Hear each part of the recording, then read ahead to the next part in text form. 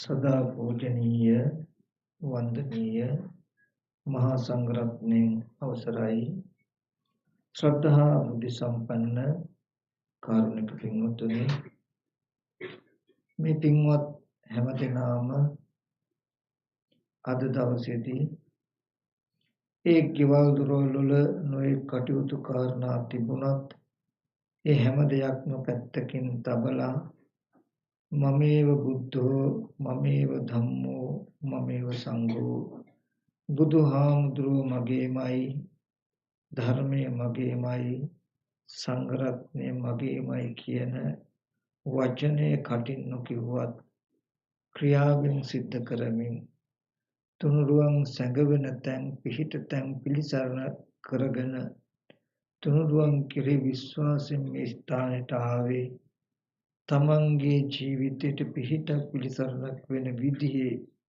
ආධ්‍යාත්මික අවබෝධයක් ලබා ගන්නට ඕනේ කියන අදහසින්. ඉතින් මේ පැමිණීමේ පින්වතුන්ට මම මුලින්ම මතක් කරනවා අද මම ගොඩාක් වටිනා දහම් කරුණු ටිකක් පින්වතුන්ට කියලා දෙනවා. අපේ ජීවිතයට සැනසෙල්ලක් හොයන විමුක්තියක් හොයන නිවීමක් හොයන අපේ ජීවිතයට ගොඩාක් වටිනා දර්ශනයක් වෙයි. ඉතින් මේ පෙන්වන කරුණු ටිකක් ගැඹුරුයි. ඒ නිසා මුලින්ම මතක් කරනවා තම තමන්ගේ චිත්තසංතානය නොඑක් අරමුණු වලට දුවන්නට නොදී එක එක දේවල් සිහි කරන්නේ නැතුව ආරම්භයේ වගේම මැදදිත් අවසානය දක්වා හොඳට මේ දේශනාව ශ්‍රවණය කරන්න කියලා. නීවරණ සහගත ආශ්‍රව සහිත වචන අපිට හොඳට හුරු පුරුදු සසරේදී. ඒ වගේ දෙයක් මතක තියාගන්න ඊටමත් උවමනාවෙන් අහුම්කම් දෙන්න ඕනේ නැහැ. සමහර විටක ළඟින් යනකොට ඉබේ ඇහුණත් ඒ මතක තියෙනවා. නමුත් නීවරණ ගණහිලා නොවැටෙන ආශ්‍රවයක් ක්ෂය වෙන වචන අපි හුරු පුරුදු කරලා නැහැ. හොඳට අහුම්කම් දුන්නත් මතකෙ හිටින්නේ අඩුයි. ඉතින් විසිරුණු මනසකින් ශ්‍රවණය කළොත් ඒ ධර්මය මතක නොතිබීම පුදුමයක් නෙවෙයි. ධර්මය හොඳට අහලා තේරුණොත් තමයි ඒකේ අර්ථය මේ කිව්වේ මොකක්ද කියලා තේරෙන්නේ. ඒ අර්ථය බලාගෙන තමයි හැම වෙලාවෙම ප්‍රතිපත්තිය පවතින්නේ. ප්‍රතිපත්තිය මතයි ප්‍රතිවේදය නැතිනම් එයින් ලැබෙන ඵලය ලැබෙන්නේ. ඉතින් අපි හැම කෙනෙක්ම ඊතා දීර්ඝ සංසාරයක ඉඳලා සැප සතුට දෙක හොයමින් එන අය. ඊතා දීර්ඝ ගමනක ඉඳලා අපේ ජීවිතවල තියෙන දුක අයින් කරන්න වෙහෙසෙන අය. අද දවසත් මේ උපන්න ජීවිතේ අද දවසේදී අපි හැම කෙනෙක්ම හැම ඉරියව්වක් පුරාවටම උත්සාහවත් වෙන්නේ දුක නොයන විදිහට සැපතකට එන විදිහට කටයුතු කරන්න. ඒ තරම් උත්සාහවත් වුණත් ඒ තරම් උත්සාහවත් වෙන මේ ලෝකයට අවසානයේට නොලැබෙන දේ ඒකමයි. සැපතට දෙක ළඟා කරගන්න බැරි බව දුක් දුන්නත් ජීවිතෙන් අයින් කරගන්න නොලැබුණු බවමයි ලෝකෙට ලැබෙන්නේ නැත්තේ. ලෝකයේ තුල ලෝකයා කරන උත්සාහය නිෂ්ඵල නිසයි ඒ ක්‍රමවේදය වැරදි නිසායි ලෝතර බුදුරජාණන් වහන්සේලා ලෝකේ පහළ වෙන්නේ. ලෝකේ අපි කරන දේ තුල නිදුක් බවක් ළඟා වෙන ප්‍රතිපදාවක් තිබුණා නම් ලෝතර බුදුරජාණන් වහන්සේලා පහළ වෙන්න අවශ්‍ය නැහැ. නමුත් මේ ලෝකයට මොනම කාලයකවත් මොනම විදිහකටවත් සැප සතුට දෙක පූර්ණ කරගන්නට දුක් දුම්නස් පූර්ණ වූ ජීවිතයෙන් අයින් කරගන්න බැරි නිසාමයි ඒ අර්ථ දෙකම ඊටමත් නිවැරදිව සාක්ෂාත් කරගන්න මාවත කියලා දෙන්නයි ලෝතර බුදුරජාණන් වහන්සේලා පහළ වුණේ. ඉතින් අද මේ පින්වතුන් උත්සාහවත් වෙන්නේ ඒ අමාමෑණි බුදුරජාණන් වහන්සේ ඒ විදිහට අපිට අපි බලාපොරොත්තු වෙන ඒ දෙආකාර අර්ථය සාක්ෂාත් කරගන්න දේශනා කළ වටිනා සද්ධර්මයෙන් බිඳක් කියන එකත් මතක තබාගෙන හැමදෙනාම මේ දේශනාව ශ්‍රවණය කරන්න. ඒ වගේම වසරක් ගෙවිලා වසරක් උදා වෙන මේ මොහොත මේ තුලින් අපේ ජීවිතයට නව පන්නරක් අපි ලබා ගත යුතුයි. ගෙවුණු ජීවිතේ අපේ අඩුපාඩු තිබුණා නම් වැරදි අඩුපාඩු තිබුණා නම් ඒවා අයින් කරගන්න විදිහටත් නිවැරදි දේ ගැන අඩුපාඩු තිබුණා නම් ඒවා සකස් කරගන්න හදාගන්න අදිෂ්ඨාන කරගනිමින් ඒකට හොඳ ධෛර්යයක් වේ ඔයගලන්ට මේ බඳු දහම් කරුණකින් ආධ්‍යාත්මික දියුණුවකින් පටන් ගන්නා වූ මේ ගමන් මඟ. ඉතින් අපේ උත්සාහය කළ යුත්තේ මරණයෙන් පස්සේ නෙමෙයි මේ ජීවිතේම දුකෙන් මිදෙන්න. ඉන්නකම් පුළුවන් තරම් දුක් විඳලා මරණයෙන් පස්සේ ලැබෙන විමුක්තියක් පළක් නැහැ. විමුක්තිය ගැන විශ්වාස කළ නොහැකි.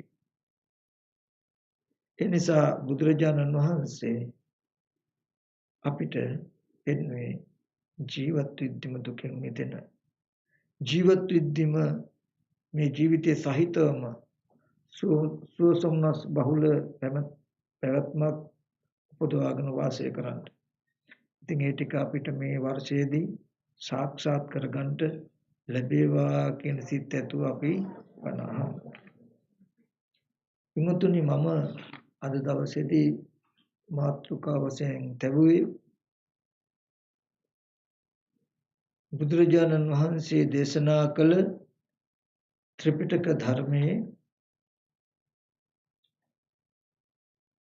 සංයුත්ත නිකායේ දෙවනි කාණ්ඩේ රෝහිතස්ස කියලා සූත්‍රයක් තියෙනවා. ඒ සූත්‍රයෙන් රෝහිතස්ස කියලා එක්තරා දෙවියෙක් රාත්‍රියේ මධ්‍යම යාමේ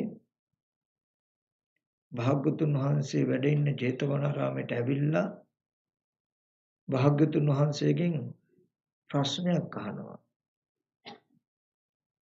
ඒ දෙවිය අහනවා බුදුරජාණන් වහන්සේගෙන් ස්වාමිනී භාග්‍යවතුන් වහන්සේ යම් තැනක ඉපදීම නැතිනම් යම් තැනක ලෙඩවීම නැතිනම් යම් තැනක මහලු බව දිරීම නැතිනම් යම් තැනක මරණය නැතිනම් යම් තැනක හට ගැනීම චුත වීම නැතිනම් එබඳු ලෝකයේ කෙලවරකට මොකද ලෝකයේ තුලයි මේ ඔක්කොම තියෙන්නේ එබඳු ධර්මතාවයක් නැති ලෝකයේ කෙලවරකට පාගමනෙන් ගිහිල්ලා එබඳු තැනක් දැනගන්ට හෝ දැකගන්ට හෝ නැත්නම් එබඳු තැනකට පැමිණෙන්නට හෝ පුළුවන්ද?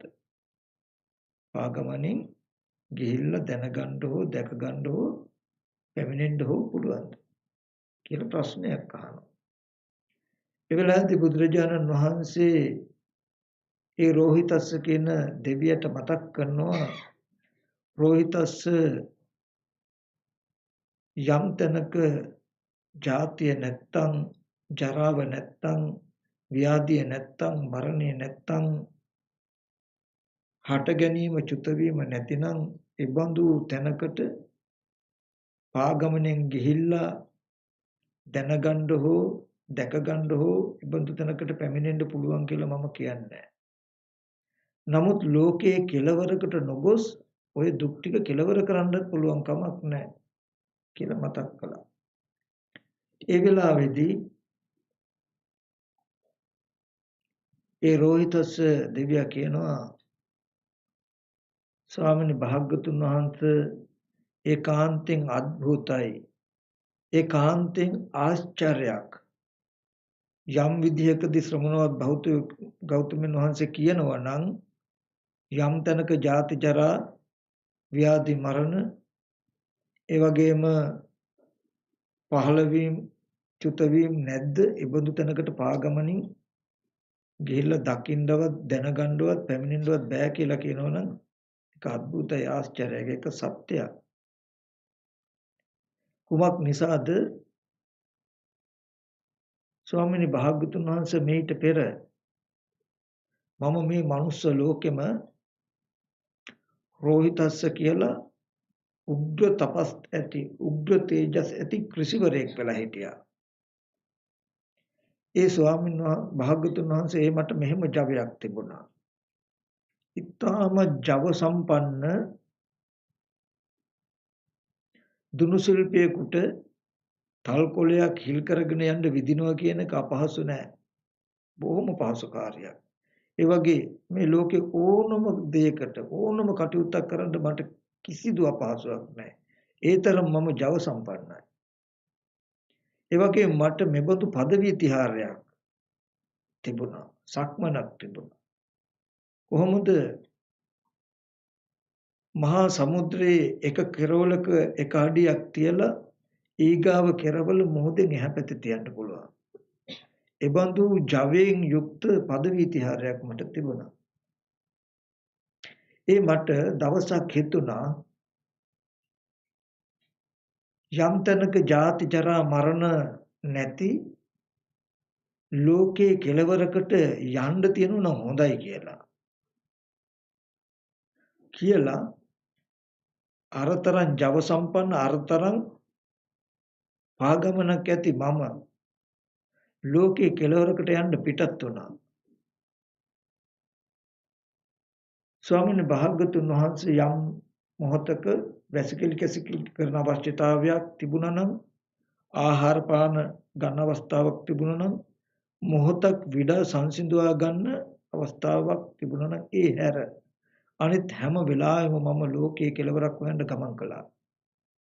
ඒ මම ඉබඳු ජවයෙන් ඉබඳු වේගෙන්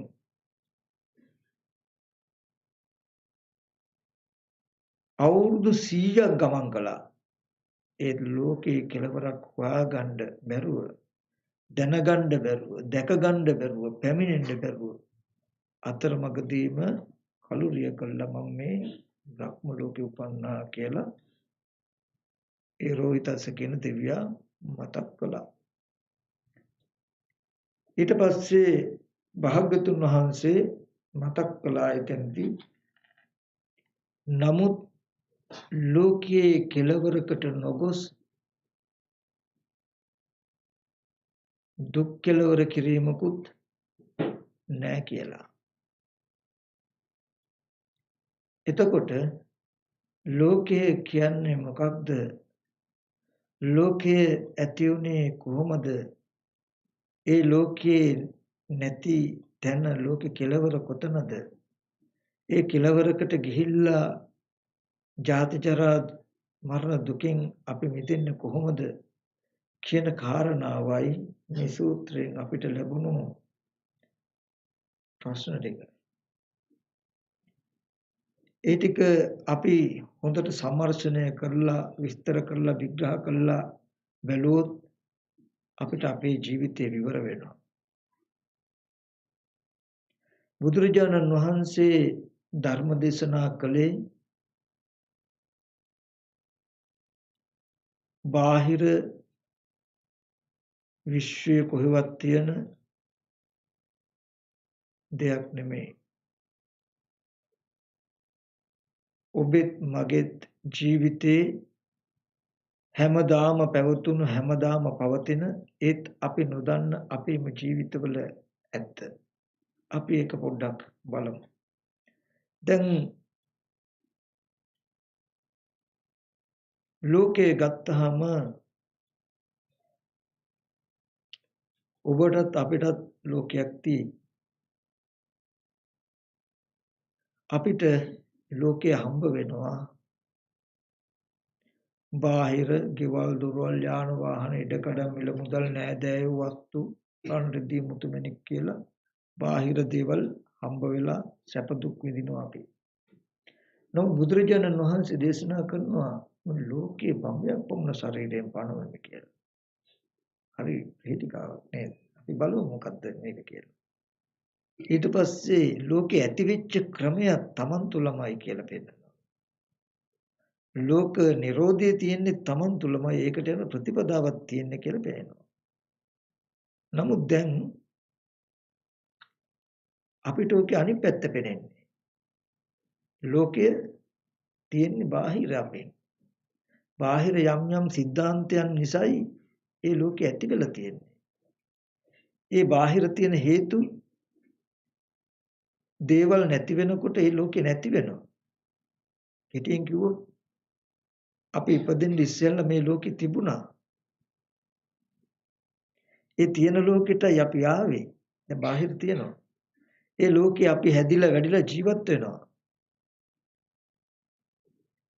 ඊට පස්සේ අපි කළ කුසල කුසල කර්මානුරූපව අපි මේ යන ලෝකේ තියෙද්දි අපි මිය පරලෝ යනවා කියන තැනකුයි අපිට පේන්නේ.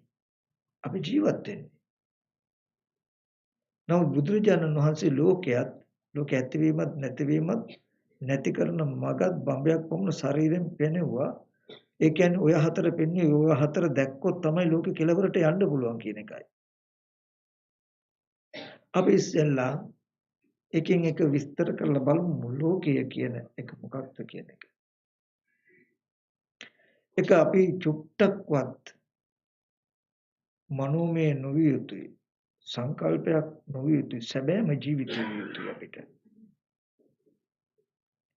අද අපේ ලෝකේ තම තමන්ම සිහි කරගන්න. ඔබේ ලෝකෙට අම්මා අප්පච්චි නංගිලා මල්ලිලා සහෝදරයෝ දුව දරුවෝ ඉන්නවා. ගුරුවරු ඥාති හිතයිසින් ඉන්නවා. එතකොට ගෙවල් දොරවල් යාන වාහන ඉඩකඩම් ඔබට තියෙනවා. ඒ ඉන්න ඥාතීන් හිතයිසින් නැති වෙනකොට වෙනස් වෙනකොට ඔබට ඒ නිසා ප්‍රිය විපයෝග දුක් එනවා. ඒ වගේම මේ ලෝකේ ඔබ කැමති නැති අකමැති දේවල් අකමැති අය ඉන්නවා ඔය ලෝකේ. ඔබේ ඒ කැමති නැති අය අකමැති දේවල් ළඟට පැමිණෙනකොට දකින්න අහන්න ඇහෙන්න ලැබෙනකොට ඔබට අප්‍රියමනාපකම් නිසා අප්‍රිය සංපයෝග දුක්ඛය අප්‍රියංග එකතු වීමේ දුකත් ඔබට ලැබෙනවා. එහෙම නේද ඇත්තටම තියෙන ජීවිතේ. සැබෑම දේ ඔය මට්ටම. ඒ විතරක් නෙමෙයි ඔය ලෝකේ ඔය ඔක්කොම දිහා බලාගෙන ඉන්න ඔය ඔක්කොම කරන කියන තමුණුත් ඉන්නවා. ඔය ඔක්කොම දේවල් පරිහරණය කරන ඔබත් ඉන්නවා මම කියලා. ඒ මම ලෙඩ වෙන කෙනෙක්. ඒ මම ටිකක් ක්‍රමක්‍රමයෙන් මහලු වෙන කෙනෙක්. ඒ මම මරණයටපත් වෙන්න පුළුවන් කෙනෙක්. ඒ කියන්නේ ජරා ව්‍යාධි මරණ ධර්මයෙන් යුක්ත ඔබත් ඒ ලෝකයේ ඇතුලේ ඉන්නවා. ඒ බඳු ස්වභාවයෙන් යුක්ත ඔබට ප්‍රිය විපයෝග දුක් අප්‍රිය සංපයෝග දුක් එනවා. ඒ කියන්නේ ඔබේ ජීවිතය කියන්නේ දුක කියන්නේ කස්මින් ලෝකෝ පතිට්ඨිතෝ දුක්ඛ ලෝකෝ පතිට්ඨිතෝ ලෝකේ කොයිද පිහිටියේ දුක මත පිහිටියා. දුක කියලා කියන්නේ මේ ලෝකෙට නමක්. ලෝකය කියලා කියන්නේ දුකට නමක්. ලෝකයේ හැමදාම දුක. ওই දුක් ටික විතරක් නෙමෙයි අපි හැම කෙනෙකුටම තියෙන වහල් මනසක්. ඒ නිවහල් මනසක් නැති වහල් මනසක පැවැත්මම දුක. ඇයි මම එහෙම කිව්වේ?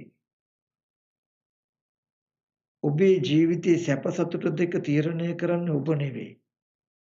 මේ ලෝකේ හැටි. ලෝකේ ස්වභාවය හැමදාම එහෙමයි. එහෙම තියෙන නිසාමයි ලෝකේ ඒ විදිහට තියෙන නිසාමයි වහල් බවක පිහිටි මනසක් හැදුණු කම නිසාමයි මේ ලෝකේ දුක උනේ. ඔබේ ජීවිතයේ සැප සතුට දෙක තීරණය කරන්න ඔබට අයිතියක් නැති වෙලා. ඔබේ ජීවිතයේ සැප සතුට දෙක ඇති වෙන ක්‍රමයේ තියෙන ඔබ ළඟ නෙවෙයි අනුන් ළඟ. අපි කියමු කවුරු හරි කෙනෙක් ගැහුවොත් බැන්නොත් නිନ୍ଦා අපහාස කළොත් ඔබට දුක එනවා නේද? එනවා. ඒ අය හොඳට කතා කළොත් ප්‍රිය වචන කතා කළොත් සතුටු වෙනවද නැද්ද? සතුටු වෙනවා. ඔබ දුක් කරන්න හෝ සතුටු කරන්න අනිත් අයට පුළුවන්ද බැයිද? පුළුවන්ද බැයිද? පුළුවන්. ඒ කියන්නේ ඔබේ ජීවිතයේ සැප සතුට දෙක තීරණය කරන තව එක පැතිකඩක් අනිත් අය. ඒ වගේම දෙමව්පියෝ සහෝදරයෝ දුව දරුවෝ බිරිඳලා ඒ අය හොඳට හිටියොත් ලෙඩක් දුකක් නැතුව හිටියොත් ඔබට දුකද සතුටද? සතුටුයි. ඒ අය ලොඩ වුණොත් ඒ වගේම මැරුණොත් ඒ වගේම තමන් බලාපොරොත්තු නොවන විදිහේ වෙනසක් වුණොත් ඔබට දුක එනවා.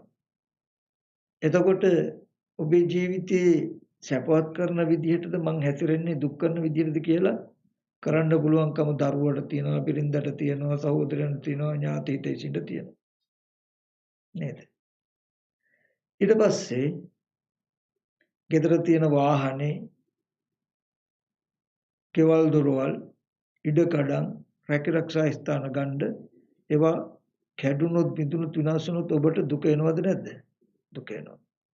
ඒවා හොඳට තිබුණොත් සතුටුයි. ඔබට මුළු ජීවිතේටම ඔබේ සතුට වෙනුවෙන් ඔබට අනිත් අයව රකින්න වෙලා. ඔබ අද සතුටු වෙන්නේ තමන්ගේ මනසට දුක එන විදිහට මේවා විනාශ නොවේවා කියලා මහ පරාසයක් විශාල ප්‍රදේශයක් එක්ක ඔට්ටු වෙලා මේ වස්තුව කැඩුනොත් ඒකෙන් දුක එන්න පුළුවන් හින්දා ඒකත් හදන්න වෙලා. ඊගවට අනිත් වස්තුව කැඩුනොත් ඒකෙන් දුකෙන් ඒකත් හදන්න වෙලා.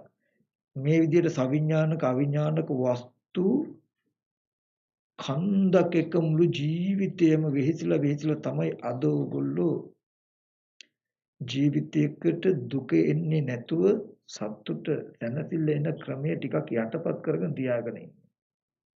එහෙමද නැද්ද? එහෙම තමයි. අපේ ජීවිතය තුල තියෙන සැප සතුට දෙක තීරණය කරන්නේ තව කෙනෙක් නම් තව දෙයක් නම් අපි ඒ දෙයට වහල්ද නිවහල්ද? වහල්. නමුත් බුදුරජාණන් වහන්සේ මතක් කළේ තමන්ගේ ජීවිතයේ සැප සතුට දෙක තීරණය කරන්නේ තව කෙනෙක් හෝ තව දෙයක් නම් ඒකම දුක. ස්වාධීන නිවහල්කමක් නැතිකමම දුක. තමන්ට ඕනේ තැනක ඕනේ දවසක් කැමති තාක් සතුටින් ඉන්නවා කියලා එකක් නැහැ. අනිත් කෙනාට ඕන මේ දැනුත් ඔයගොල්ලන්ව තරහ දුක ගෙනත් දෙන්න පුළුවන්.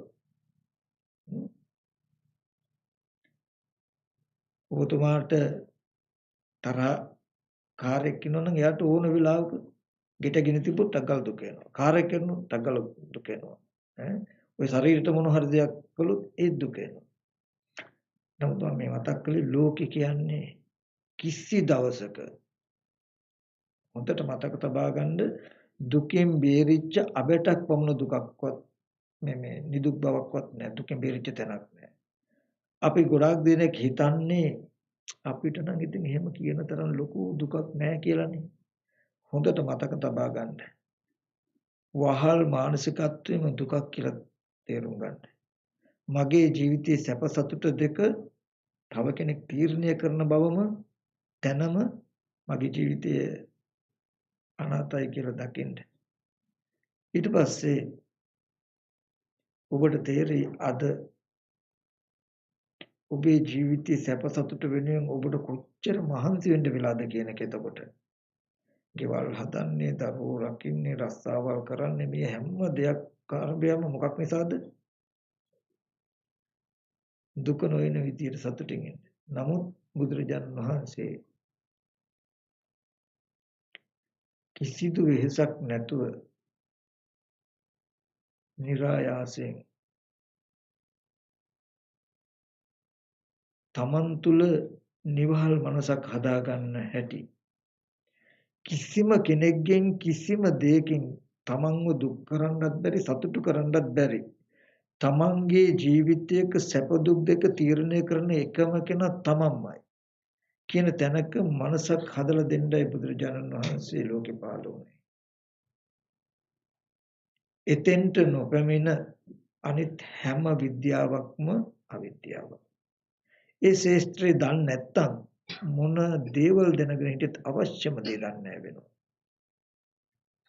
ඒ හින්දා මම අද ඔබට මතක් කරන දේ වටිනාමකම තමයි කිසිම කෙනෙකුට කිසිම දෙයකට වහල් නොවුණු නිවහල් මනසක් හදාගෙන මේ ලෝකයේ පරිහරණය කරන මේ දේ තුලම ඉඳගෙන කාටවත් කිසිම දවසක ඕගොල්ලන්ට රිදවන්න බැරි කිසිම දෙයකට ඕගොල්ලන්ව කවදාවත් රිදවන්න බැරි තැනකට ඕගොල්ලන්ට යන මාවතක් කියලා දෙන්න. ඒකයි බුදුහාමුදුරුවෝ ලෝකේ පහළ වුණේ. එතකොට මෙන්න මේ ලෝකය කියන තැන මම මතක් කළා අද අපේ ජීවිතය මේ ලෝකයේ ඇතුලේ වාසය කරලා ලෝකයේ ඇතුලේ ඉඳගෙන ජාති ජරා ව්‍යාධි මරණ කියන දුකෙන් නිදහස් වෙන්න බෑ. නිවහල් මනසක් හදාගන්න බෑ. ඒ නිසා මේ ලෝකෙට දුකක් කියලා පෙන්වනවා. ඒ කියන්නේ අපේ ජීවිතයට කෙටියෙන් ගත්තාම මෙන්න මේ කාරණාව තේරුම් ගන්න. මේ තරම් දුක්ඛදායක වටපිටාවක් ජීවිතයේ සන්තක කරගෙන දුක උඩ පිහිටලා දුක කියන එක තමන්ගේ ජීවිතේ වෙලා ඉඳගෙන තව නිවනක් හොයන්න යන්න එපා. මේ දුක්සහගත පැවැත්මෙන් මිදීමම නිවනයි කියලා දකින්න. දැන් අද මේ સિદ્ધාන්තය තමන්ගේ ජීවිතේ නේද? ඔය කියපු විස්තර ටික අපේ ජීවිතේ තියෙනවද නැද්ද හැමෝගෙම? එතකොට ඕගොල්ලෝ අනේ අපි ඉපදෙනවා ලෙඩ වෙනවා මහලු වෙනවා නේද කියලා දුක මෙනෙහි කරන්න ඕනේ. දුක්ඛ සත්‍ය කියනකොට මේ අපේ ජීවිතය කියලා දකින්නයි තියෙන්නේ. ඔයගොල්ලන්ගේ ජීවිතයට නම.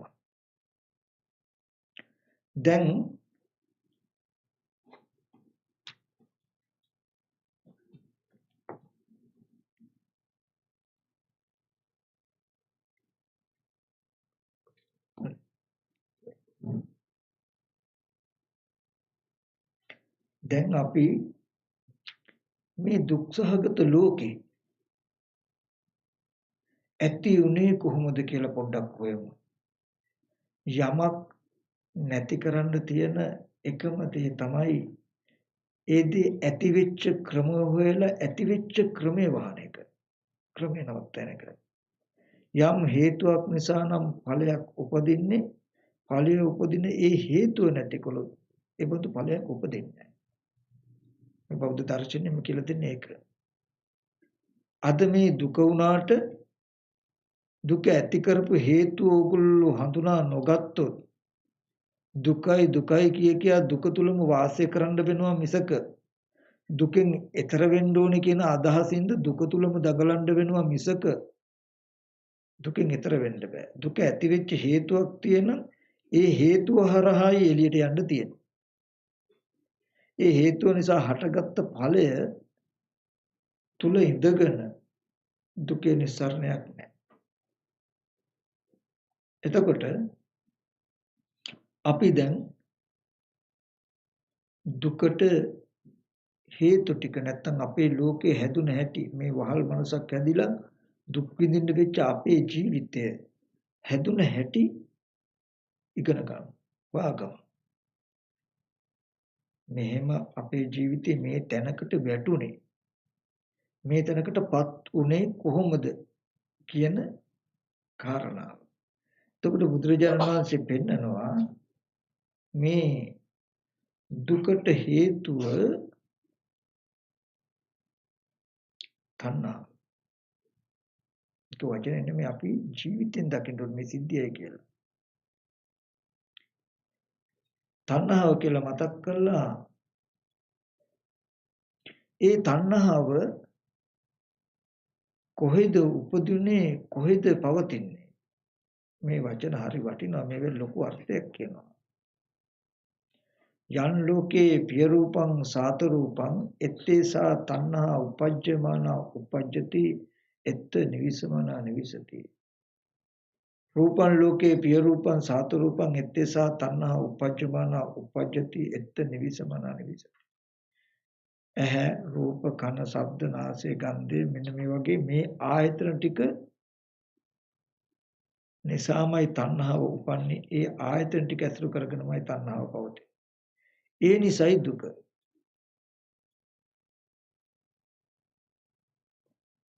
දැන් අපි නිරෝධයටයි මාර්ගයටයි යන්න ඉස්සෙල්ලා ඒ කියන්නේ ලෝක නිරෝධයටයි ලෝක නිරෝධ ගාමී ප්‍රතිපදාවට යන්න ඉස්සෙල්ලා මේ ලෝකේ ඇති වෙච්ච හැටි හොඳට බලමු.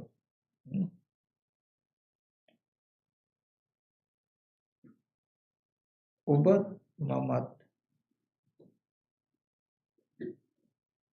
කර්මානුරූපව මේ ලෝකෙට උපදිනකොට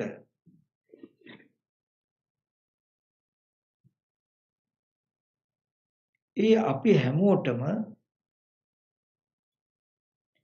ඇහැ කන දිව නාසය ශරීරය මනස කියන මේ ආධ්‍යාත්මික ආයතන හයක් ලැබුණා. ඒ ආයතන හයට ගෝචර රූප ශබ්ද ගන්ධ රස පොට්ටබ්බ කියන ධම්ම කියන බාහිර වටපිටාවකුත් ලැබුණා. ඒත් ඔබටත් මටත් අද ජාති ජරා මරණ දුක ගෙනත් දෙන මේ ලෝකය ඒ ප්‍රතිසන්දි වශයෙන් පැමිණෙන ආයතන ටිකේ තිබුණේ නැහැ. එදා තිබුණේ සත්ව පුද්ගල ආත්ම භාවයෙන් තොර ශුන්්‍යත ස්කන්ධ ටික. මෙන්න මේක හොඳට ආගන්න කියලා කියන්නේ. ඒ ඇහැට අයිතිකරුවෙක් හිටියේ නැහැ. ඒ රූපයට අයිතිකරුවෙක් හිටියේ නැහැ. මේ ආයතන හයටම අයිතිකරුවෙක් හිටියේ නැහැ. ආහාර ප්‍රත්‍යයෙන් හටගන්න ස්කන්ධ ටිකක් තිබුණේ.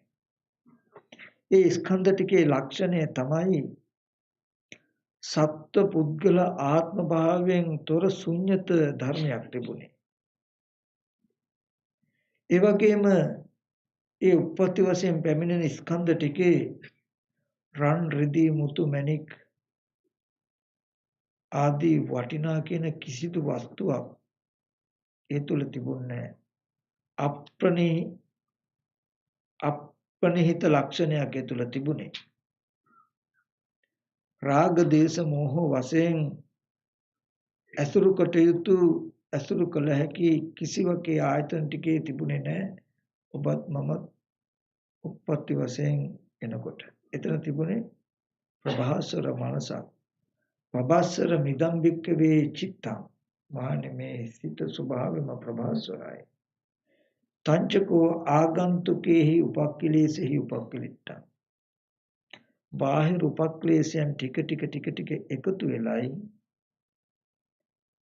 අද මේ ලෝකේ අපිට හැදිලා තියෙන්නේ. ඒක අපි මේ විදිහට පොඩ්ඩක් බලමු.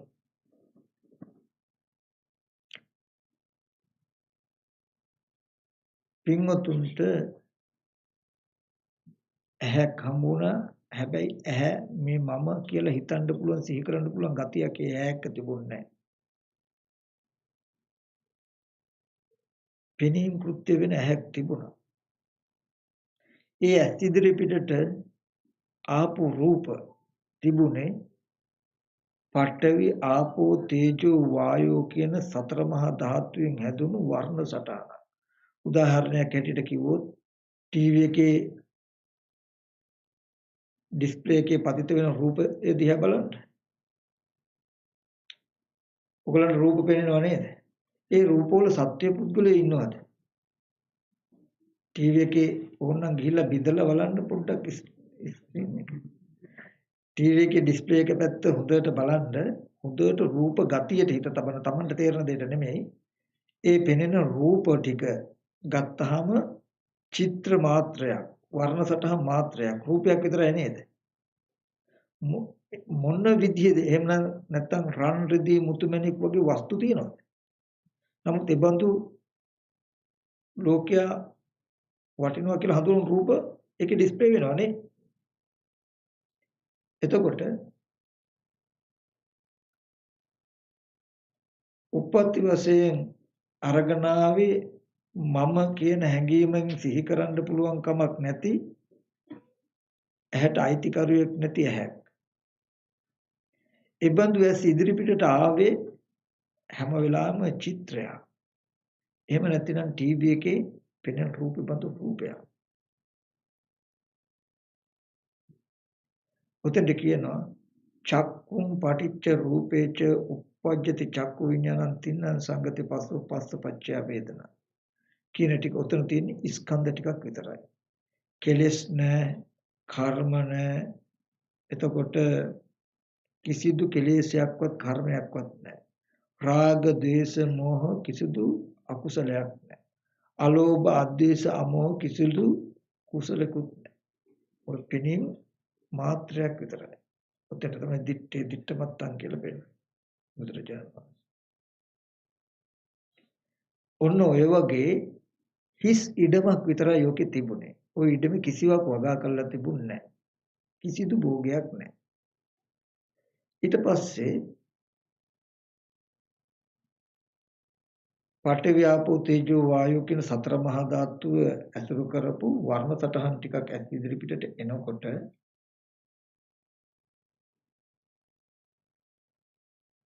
ඔබේ ඇහැට පෙනෙන වස්තුවේ ඇත්ත ඇති හැටි නොදන්නාකම කියන එකම ධර්මතාවය විතරයි ඔබ සන්තකව තිබුණේ.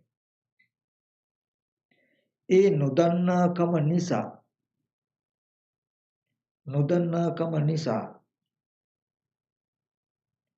පෙනෙන දේ අරබය ඔබේ පැත්තෙන් හිත මෙහෙව්වා මේක රත්තරන් නේද? මේ රත්තරන් ගොඩාක් වටිනවා නේද කියලා.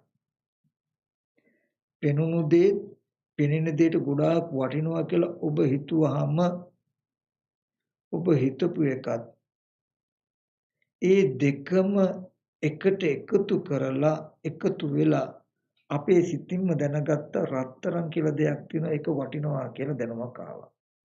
දැන් මේ රත්තරන් නිර්මාණය වෙන්නේ තනිකර වටිනා රත්තරන් කියන ටිකක් ඇස් ඉදිරි පිටින් ඇහැට එහම් පැත්තෙන් තිබිලා නෙමෙයි. පෙනෙන රූපේ විතරයි ටීවී එකේ පෙනෙන රූපේ වගේ රූපේ පෙනුනේ.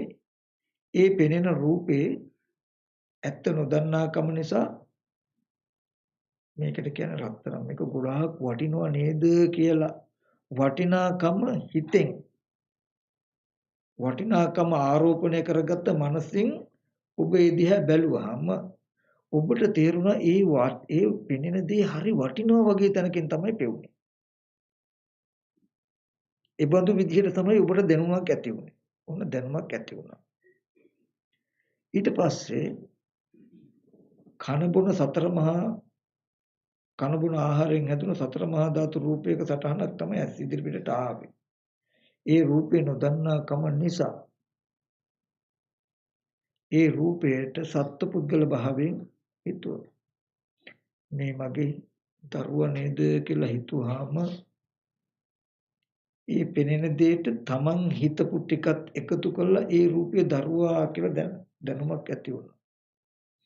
මේ විදිහට ආයතන ටිකට හම්බෙන දෙයට කැමැත්ත ඇති වෙන විදිහට දෘෂ්ටිය ඇති වෙන විදිහට හිතනකොට අපිට ජීවිතේට નિરાයාසයෙන් අත්දැකීමක් එකතු වුණා. පෙනෙන පැත්තේ බොහොම වටිනා දේවල් තියෙනවා, සත්‍ය පුද්ගලයෝ ඉන්නවා කියන දැනුමක් තමයි අපි ගාව ඇති උනේ. තණ්හා පත්‍ය උපාදාන, උපාදාන පත්‍ය භව. දැන් අපිට තේරෙන්නේ දැකපු පැත්තේ, දකින්න පැත්තේ වටිනා කියන දේවල් තියෙනවා වගේ පෙනෙන්නේ, දැනෙන්නේ.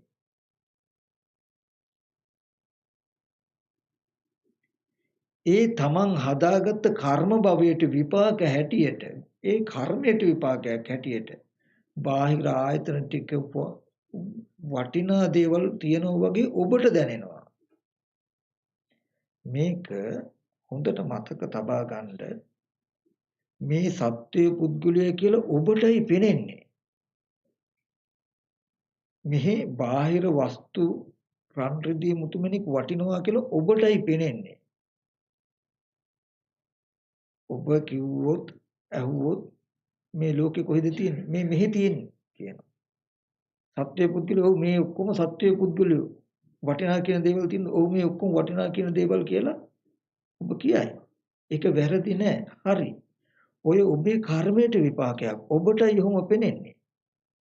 හොඳට මතක තබා ගන්න.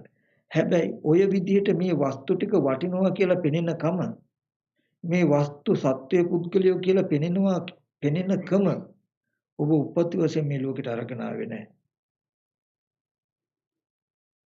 හිස් වූ ආයතන ටිකක් විතරයි තිබුණේ ඔබට. ඒ ආයතන ටිකට කෙලෙස් කර්ම ටිකක් එකතු වුණාම ඔබට දැන් මේ සතර මහා ධාතු පැත්ත පෙනෙන්නේ මෙහෙම.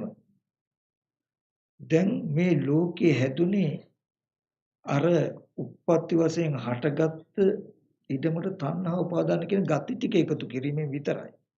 එච්චරයි එකතු කළේ. ඇහැට පෙනුණු දේ පෙර කර්මයට විපාකයක්. දැන් වර්තමානයේ කලේ ඒ පෙනෙන දෙයට කැමැත්තෙන් බලන එක විතරයි. නැත්තම් සත්‍ය පුද්ගලයෙක් කියලා ඔබ ඒ දිහා බලපු එක විතරයි. ඔච්චරමයි එකතු කළේ. තණ්හා උපාදාන කියන ගති දෙකේ බැලුවාම ඔබ තුලම දැනුමක් හටගත්තා කොහොමද? මේ රූපය වටිනවා. මේ රූපේ කෙනෙක් කියලා ඔබ තුල මිම්මක් ඇති වුණා. දැන් ඔබේ මිම්මට අනුව ඔබට පෙනෙනවා මේ ලෝකේ මිනිස්සු ඉන්නවා සත්තු ඉන්නවා වගේ. නමුත් අපි කවදාවත් දන්නේ මට මෙහෙම පෙනෙන්නේ කියලා. අපිට හිතෙන්නේ පෙනෙන දේ ඇත්තයි කියලා. උමාවක් කිව්වොත් ගින්න කියන්නේ පවිතුයි. පවිතු ස්පර්ශයක් තියෙන. ඒ පහන් දැල්ල දකිනකොට පළඟැටියට හිතෙනවා මේක හොඳයි කියලා. පළඟැටියට හිතෙන්නේ. පළඟැටියට තේරෙන්නේ මේ පහන් දැල්ල කියන්නේ පවිතු ස්පර්ශයක් ඒක හොඳයි කියන ගතිය මටනේ පෙනෙන්නේ කියලා තේරෙන්නේ. තමන්ගේ මනසේ තියෙන ගතියට තමන්ම රැවටෙනවා. එහෙනම් පහන් දැල්ල හොඳයි තමා කියලා පයින්නවා. පහන් දැල්ල හොඳයි කියලා පළඟැටියටයි තේරෙන්නේ. පැත්තක තියෙන්නේ පිච්චෙන ගින්දර කියලා අපිටයි පේන්නේ. පළඟැටියට යම් වෙලාවක තේරුම් මේක දකිනකොට මේක ලස්සනයි කියන අදහස මටනේ හිතෙන්නේ. මට හිතුණට එතන තියෙන ගින්දරනේ කියලා බලා ගන්න පුළුවන් වුණ පයින්නවද? පයින්නේ නැහැ. ඒ වගේ මේ රූපේ දරුවා කියලා මට පේන්නේ. එතකොට මේ රූපේ අම්මා තාත්තා දුව පුතා කියලා මට පේන්නේ. මගේ කර්මයට විපාකයක් හැටියට. මේ රන් රිදී මුතුමැණි ගොඩාක් වටිනවා කියලා මට පේන්නේ. කියලා අපි දැනගත්තොත් ගොඩාක් වටිනායේ වටින දේවල් බාහිර තියනවා කියලා අපි කවදාවත් කියන්නේ. බාහිර දේවල් ගොඩාක් වටිනවා. බාහිර සත්‍ය පුද්ගලයෝ ඉන්නවා කියලා අපිට පෙනෙනවා කියලා දන්නවා. මෙහිම පෙනෙන කමටයි ලෝකේ කියලා කියන්නේ. ඔය පෙනෙන කම හැදුනේ මොකක් නිසාද? මේ ලෝකේ හැදුනේ මොකක් නිසාද? මට මෙහෙම පෙනෙන කම හැදුනේ මොකක් නිසාද? පෙනෙන දෙයට තණ්හා උපාදාන කියන ගති දෙක එකතු කිරීම විතරයි. ඒකයි දුකට හේතු තණ්හාව කියලා බුදුරජාණන් වහන්සේ පෙන්නේ. මම ඒකට උපමාවක් උලන්ට කියන්න. සමහර ප්‍රේතයෝ ඉන්නවලු එයාගේ කර්මයට වතුර තියෙන තැන ලේසර වගේ පෙනෙන්නේ. මේ ඒ වතුරම අනිත් කෙනෙක් බැලුවාම වතුර බොන්න පුළුවන්. දැන් කර්මයට සමහර පෙරේතයෝ බැලුවාම එයාගේ කර්මයට ලේසර වගේ පෙනෙන්නේ. එතකොට අපි විඳින්නේ තියෙන දේ නෙමෙයි අපිට පෙනෙන විදිය නේද? අපේ ජීවිතේ සැප දුක් විඳින්න තියෙන මාධ්‍ය අපේ ආයතන ටිකනේ. මෙතන වතුර තියෙන තැන ලේසර වගේ ඔබතුමාට වතුර පෙනෙන්නේ. ඔබතුමාට වතුර බිව්වේ හැකි. ඒ වතුර බොන එකටම ඉබෙනකොට අර පෙරේතයාට පෙනෙන්නේ ලේසර වගේ. එයා කිට්ටුවත් වෙන්නේ ගඳයි කියලා. එතකොට එකම දේ පෙනීම මත වෙනස් වෙලා. ඒ වගේ ඔබට මේ රූපය පෙනෙන්නේ දරුවා වගේ. ඔබට නුවණින් බලන කෙනාට ඒ රූපය පෙනෙන්නේ කන බොන ආහාරයෙන් හැදුණු පඨවි ආපෝ තේජෝ වායු කියන සතර මහා ධාතුන් යුක්ත රූපමිටිය. හැබැයි ඔබේ කර්මයට විපාකෙට දැන් ඔබට පෙනෙන්නේ දරුවා වගේ. ඊට පස්සේ මේ රූපය විපරිණාම වෙනකොට මට පෙනෙන්නේ හේතුන්ගෙන් හටගත සතර මහා ධාතු රූපය හිරුණා කියලා. ඔබේ කර්මයට පෙනෙන්නේ අනේ දරුවට මෙහෙම දෙයක් වුණා නේද කියලා. ඔබට පෙනෙන විදිහට ඔබ විඳින්නේ. එතකොට හොඳට මතක තබා ගන්න අපි මේ ලෝකේ හැදිලා ලෝකේ අපි හදාගත්ත එකක් කියලා අපි කවදාවත් දන්නේ නැත්නම් අපිට හිතෙන්නේ ඇත්තටම දරුවෝ ඉන්නවා. දෙමව්පියෝ ඉන්නවා. සහෝදරයෝ ඉන්නවා. ඇත්තටම රන් රිදී මුතුමැණික් තියනවා කියලා පළඟැටිය වගේ අපි මේ සතර මහා ධාතුවේ පැත්තටම පයින්නවා. උදාහරණයක් ගත්තොත් මේ ෆයිල් කවරේ සුදු පාට. මම නිල් පාට කණ්ණාඩිය දාගත්තොත් දාගෙන මෙහිදී හැ බැලුවොත් මට නිල් පාටට පෙනේ. මේ පෙනෙන්නේ මගේ කණ්ණාඩියේ පාට. නේද? මම නිල් පාට අයින් කරන්න කියලා මෙහි තින්ත ගෑවට ෆයිල් එකේ තින්ත ගෑවට හරියයිද? නෑ. ඒ වගේ හොඳට මතක තබා ගන්න මේ සත්‍ය පුද්ගලයෙක් කියලා පෙනෙනවනම් මේ හිතේ පාට වැටිලා. ඔබ ගාව තියෙන රූපං අත්තතෝ සමුනුපස්සති රූපී ආත්ම වශයෙන් දක්නා උපාදානේ කියන ගතියේ ඡායාව තමයි මේ රූප ටික පුද්ගලයෙක් වශයෙන් පෙනෙනකම.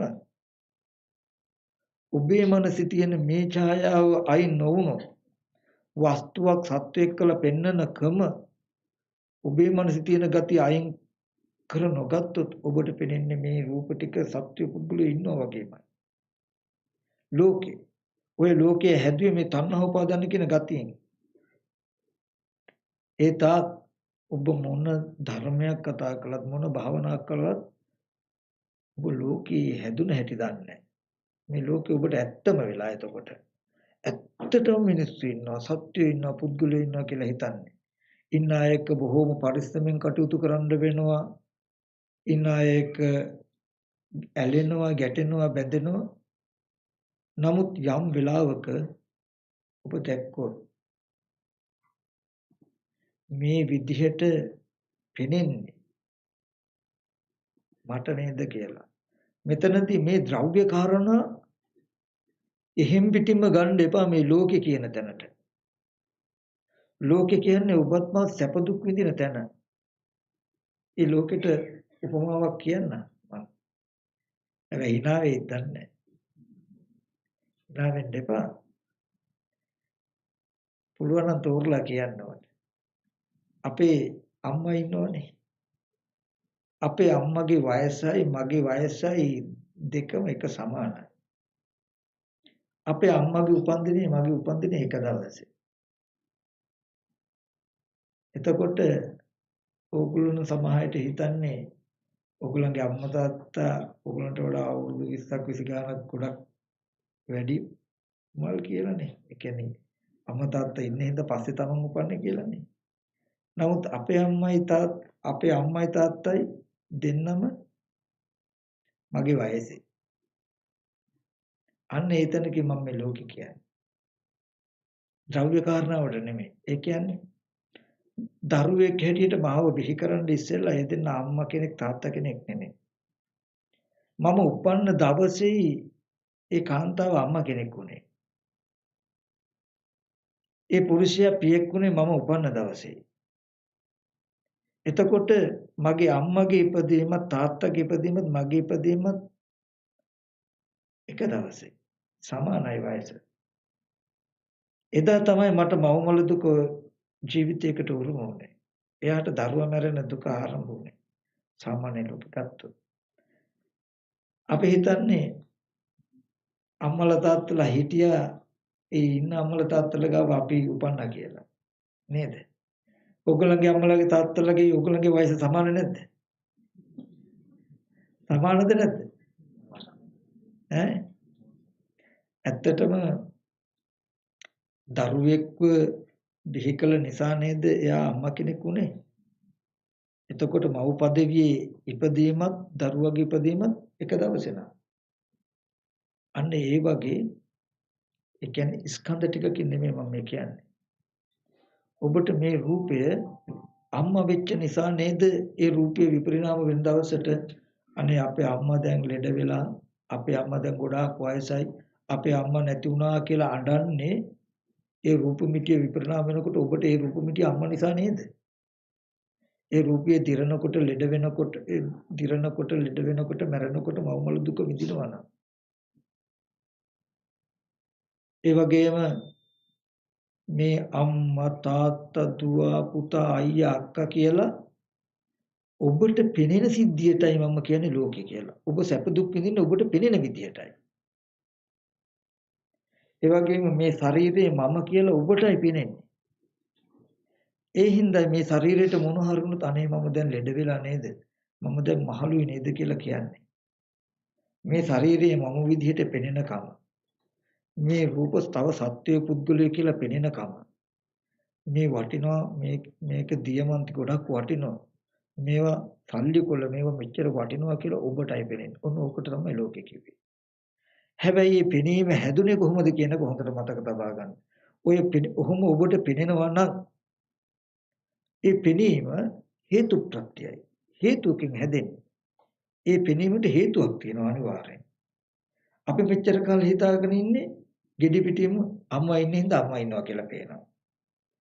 රත්තර වටිනා මුදල් තිය කියලා එකක් ලෝකේ තියෙන හින්දා වටිනා මුදල් තියනවා කියලා අපිට පේනවා කියලානේ.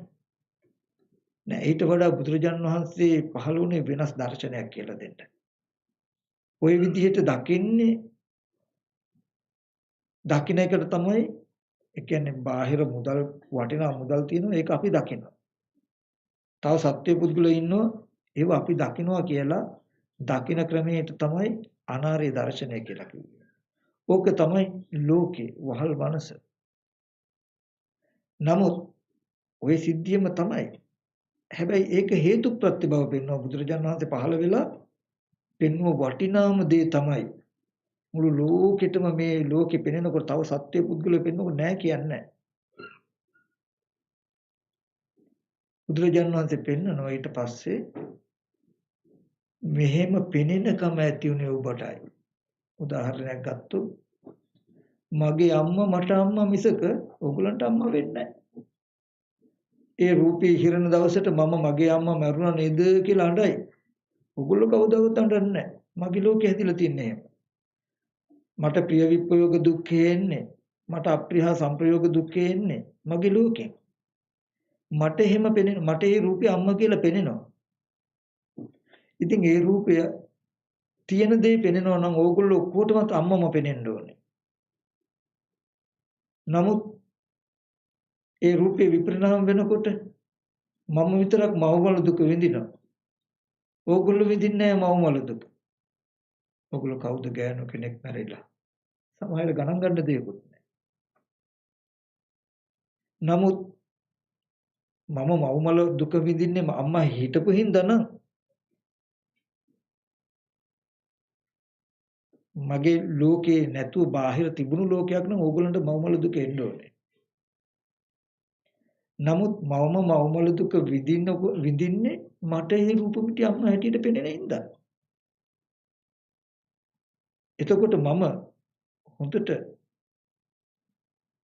ධර්මයේ නැති කාලේ අම්මා ඉන්න හින්දා මට අම්මා ඉන්නවා කියලා පෙනෙනවනේ කියන තැනක සාධාරණ කරගෙන හිටිය මට දුකෙන් නිදහස් වෙන්න බෑ.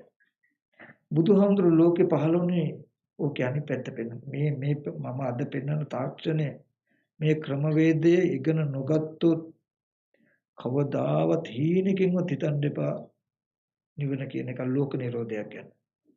වෙන තැනක් නෑ. බුදුරජාණන් වහන්සේ ලෝකේ පහළ වුණේ අම්මා නෑ කියන්න නෙමෙයි. ඇත්ත. මේ රූපේ අම්මා තමයි. ඒ නිසා ඔබට මවමල දුක විඳින්න පුළුවන්. ඔබට ප්‍රිය ප්‍රයෝග දුකක් එන්නේ අම්මා ඉන්න හින්දා. හැබැයි ඔබ දන්නවනම් ওই රූපය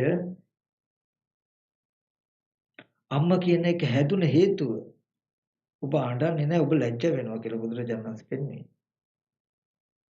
බුදුරජාණන් වහන්සේ පෙන්වුවා පඨවි ආපෝ තේජෝ වායෝ කියන සතර මහා ධාතුන් යුක්ත කනබුන ආහාරයෙන් හැදුණු කෙස්ලොම් නියතත් සම්මස්න හර තියෙන කුණු කොටස් ටිකකින් යුක්ත රූප මිටියක් ඇස් ඉදිරි පිටට ආවේ. ඒ රූපය ඇත්ත නොදන්නා කම නිසා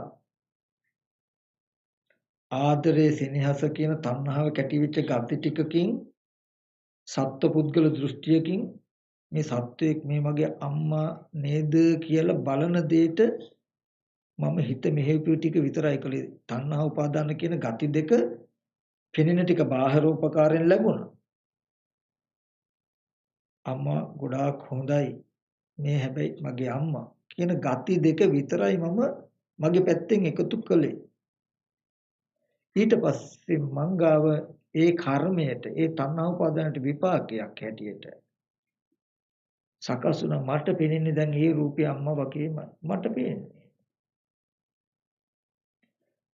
එතකොට ඒ වගේ බුදුරජාණන් වහන්සේ පෙන්වුවා මේ බාහිර මිනිස්සු සත්‍ය පුද්ගලයා යාන වාහන කියලා පෙනෙනකම තමයි ලෝකේ. ඕක ඇත්ත වෙලා තමයි අඬන්නේ වැළපෙන්නේ ගහගන්නේ බැනගන්නේ. මේ ලෝකේ ඔක්කොම පළඟැටියෝ වගේ. පෙනෙන දෙයට පැනලා. අපි ටෝච් එකක් ගැහුවොත් එළියක් ගැහුවොත් පළඟැටිය මෙරු වගේ සත්තු වලට එළිය වැටෙන තැනට පයින්නවා. අපිට මෙහෙම පෙනෙනකොට පෙනෙන සිද්ධියට අක්කල පයින්නවා අපි. ඇත්ත වෙලා. මේ විදිහට පෙනෙනකම තමයි ලෝකේ. ඒ ලෝකේ බඹයක් වමන ශරීරයෙන් පණුව කියලා පෙන්වුවේ ඔබටයි එහෙම පෙනෙන්නේ. ওই පෙනෙන සිද්ධිය මේ ඔක්කොම සත්‍යය කියලා මට පෙනෙන්නේ. කෙනා දකින්න පංච උපාදානස්කන්ධ ලෝකයකට බණ කිව්වා. මේ කෝප්පේ කියලා මට පෙනෙන්නේ. ඊට පස්සේ පෙනෙන දේ ඇති වුණේ කොහොමද කියලා බුදුරජාණන් වහන්සේ පෙන්වනවා. චක්කුම් පටිච්ච රූපේච උපජේ චක්කු විඤ්ඤාණ තින්න සංගති පස්සු පස්සපච්චය වේදනා. ඔන්න සත්ව පුද්ගල නොවන කෙලෙස් නැති ස්කන්ධ ටික. වේදනාපච්චය තණ්හා තණ්හාපච්චය උපාදාන. වේදනා තණ්හා කියන ගති දෙක විතරයි ඔයගොල්ලෝ එකතු කළේ. උපාදානපච්චය භව. ඕගොල්ලන්ට හැදුනා බාහිර මිනිස්සු ඉන්නවා පුද්ගලයෝ ඉන්නවා සත්වයෝ ඉන්නවා කියන ගති ටික හැදුනේ. භවපච්චය ජාති. දැන් භවය නිසා ඔබට හොඳට ජාති ජරා මරණ දුක් විඳින්න පුළුවන්. දැන් ඔබට මේ විදිහට පෙන්න ඔබට දුක් විඳින්න පුළුවන්. එතකොට බුදුරජාණන් වහන්සේ දේශනා කළා ඒ තණ්හාව ඉතුරු නොකොට නැතිකොළොත්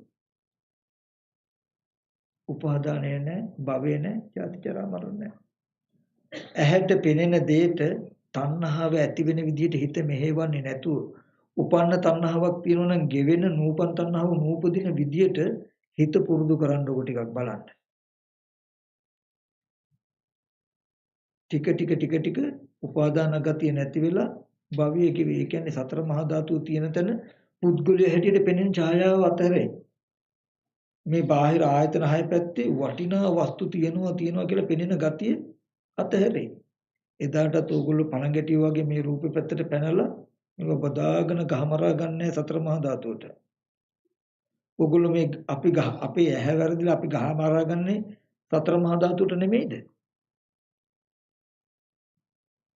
එතකොට තණ්හාව නැතිකොලොත් දුක නැති වෙනවා. පෙනෙන්නේ අපිට තණ්හා උපාදාන නැති වුණොත් වෙන්නේ මොකද්ද? බාහිර පැත්තේ පුද්ගලියෝ පෙනෙනකම වටිනාකමට පෙනෙනකම අතහැරලා තියෙනවා. එදාට රූප ටික විපරිණාම වෙනකොට කැඩෙන දේ කැඩුනා නේද? විපරිණාමෙන් දේ විපරිණාම වුණා නේද කියන නුවණ මිසක රහතන් වහන්සේලා කියන්නේ අන්න ඒ බඳු මනසක් හදාගත්ත තැනට. තණ්හාව නැති කළ තැනට. උපාදානය නැති කළ කමට. අද ඔබට වටිනා වස්තුවක් පෙනෙනකොට තව සත්‍ය පුද්ගලයෙක් පෙනෙනකොටම හඳුනගන්න මගේ මනසේ ඡායාව කියලා. එතකොට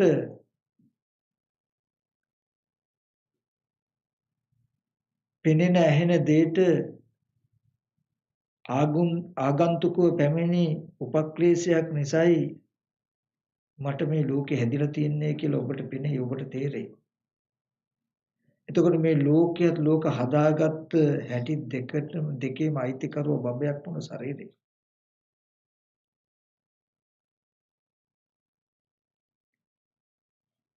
එතකොට බුදුරජාණන් වහන්සේ පෙන්වුවා මේ තණ්හා උපාදාන කියන ගති ටික ගෙවුනොත්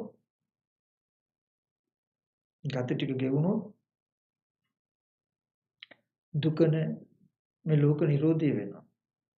ලෝකෙ මිදෙන්න පුළුවන්.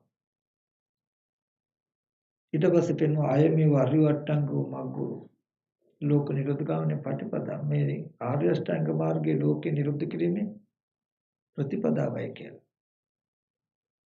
මොකද්ද ආර්ය අෂ්ටාංග මාර්ගය? වෙන මොකුත් උනේ දුක්ඛ ඥාන දුක්ඛ සමුදය ඥාන දුක්ඛ නිරෝධ ඥාන කියන ටික මෙනෙහි කරන්න. ඒ කියන්නේ ඇස් ඉදිරි පිටට පෙනෙන දෙයට තණ්හා උපාදාන වශයෙන් හිත හසුරුවපු නිසා නේද මට මේ විදිහට පෙනෙනකම ඇති උනේ. ඒ හින්දා නේද මට මේ වගේ දුක් විඳින්න වෙන්නේ. දුකයි දුක්ඛ සමුදය දෙක. ඒක උත්තරේම බලන්න.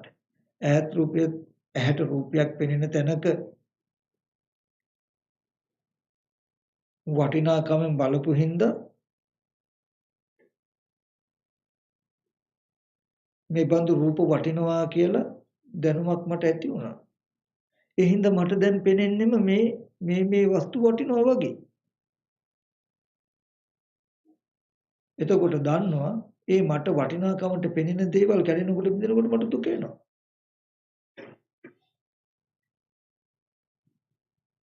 ඒ වගේම සතර මහා ධාතුන් යුක්ත රූප ඇස් ඉදිරි පිටට ආවේ රූපං අත්තු සම්පස්සති. රූපේ ආත්ම වශයෙන් හිතන කම විතරයි මේ කෙනෙක් පුද්ගලයෙක් කියලා හිතන කම විතරයි අපි කළේ. පෙනෙන දෙයට හිතුවාම පෙනෙන දෙයට පුද්ගලයෙක් කියලා හිතුවාම අපි තුල මේ රූප කෙනෙක් කියන ගතිය නිර්මාණය වෙනවා. දැන් මේ ගතියට පෙනෙන්නෙම කෙනෙක් අපිට. මම කිව්වේ ඕගලන්ට තර්ක විතර්ක අවශ්‍ය නැහැ. ගොඩාක් දුර යන්න ඕනේ. ටීවී එක දිහා බලන්න. ටීවී එකේ ඉන්න මිනිස්සු ලෙඩ වෙලා, මැරිලා, එතකොට කරදර වෙලා ඇති වෙන දුක් ඕගලන්ට ඇවිල්ලා නැද්ද? ප්‍රිය විපයෝග දුක් ඇවිල්ලා නැද්ද? අප්‍රිය සංපයෝග දුක් ඇවිල්ලා නැද්ද? ඒ දුක් දුක්ඛ සත්‍යයට අයිති නැද්ද? අයිති. ඒ දුකයි මේ සැබෑ ලෝකෙන් එන දුකයි දෙකක්ද? එතන සත්‍ය පුද්ගලය නැති තැනක අපිට සත්‍ය පුද්ගල භාවයක් මවාගෙන අපි දුක් විඳලා තියෙන අද කළා තින්නේ මේක. එතින්දිත් කළේ මොකද්ද? ඇස් ඉදිරි පිටට ආවේ සත්ව පුද්ගල නොවන රූපයක්. අපි ඒ රූපේ සත්වයේ පුද්ගලයේ කියන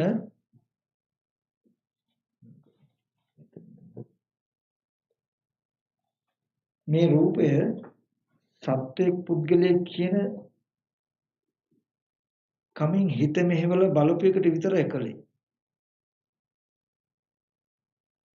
ඇහැට රූපයක් පෙනෙන තැනට ටීවී එකේ ඇහත් රූපය චක්කු විඤ්ඤාණ තුන්දෙනාගේ එකතු ස්පර්ශ නිසා වේදනාව කියන්නේ පෙනෙනවා කියන සිද්ධිය.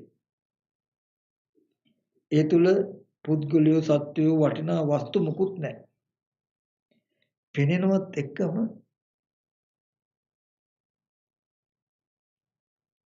තණ්හාවෙන් අපි ඒ අරමුණ පිළිගත්තොත්, උපාදාන වශයෙන් පිළිගත්තොත්, ඒ කියන්නේ සත්වය කියන හැඟීම සිහි කරගෙන ඒ අරමුණ පිළිගත්තොත්, නැත්තම් වටිනවා වස්තුවක් රත්තරන් මණික් කියන කමත් එක්ක වටිනාකමින් අරමුණ පිළිගත්තොත්, අපි තුල ශනිකව මිම්මක් හැදෙනවා, භවය හැදෙනවා. මේ බඳු රූප වටිනවා, මේ බඳු රූපේ කෙනෙක් කියලා. ඊට පස්සේ තණ්හා උපාදාන ගති දෙක හැදුනට පස්සේ අමුතුවෙන් මුකුත් කරන්න ඕනේ. දැන් මට පෙනෙන්නේම රූප පුද්ගලයෙක් වගේ. දැන් ටීවී එකේ තියෙන දැන් ඔබ තුල උපාදාන ගතිය හැදිලා හින්දා ඔබට රූප පෙනෙන්නේම පුද්ගලයෙක් වගේ. දැන් ටීවී එක හොඳට චිත්‍රපටි බලන්න පුළුවන්, නාට්‍ය බලන්න පුළුවන්. මොකද ඔබට පෙනෙන්නේ පුද්ගලයෙක් වගේ.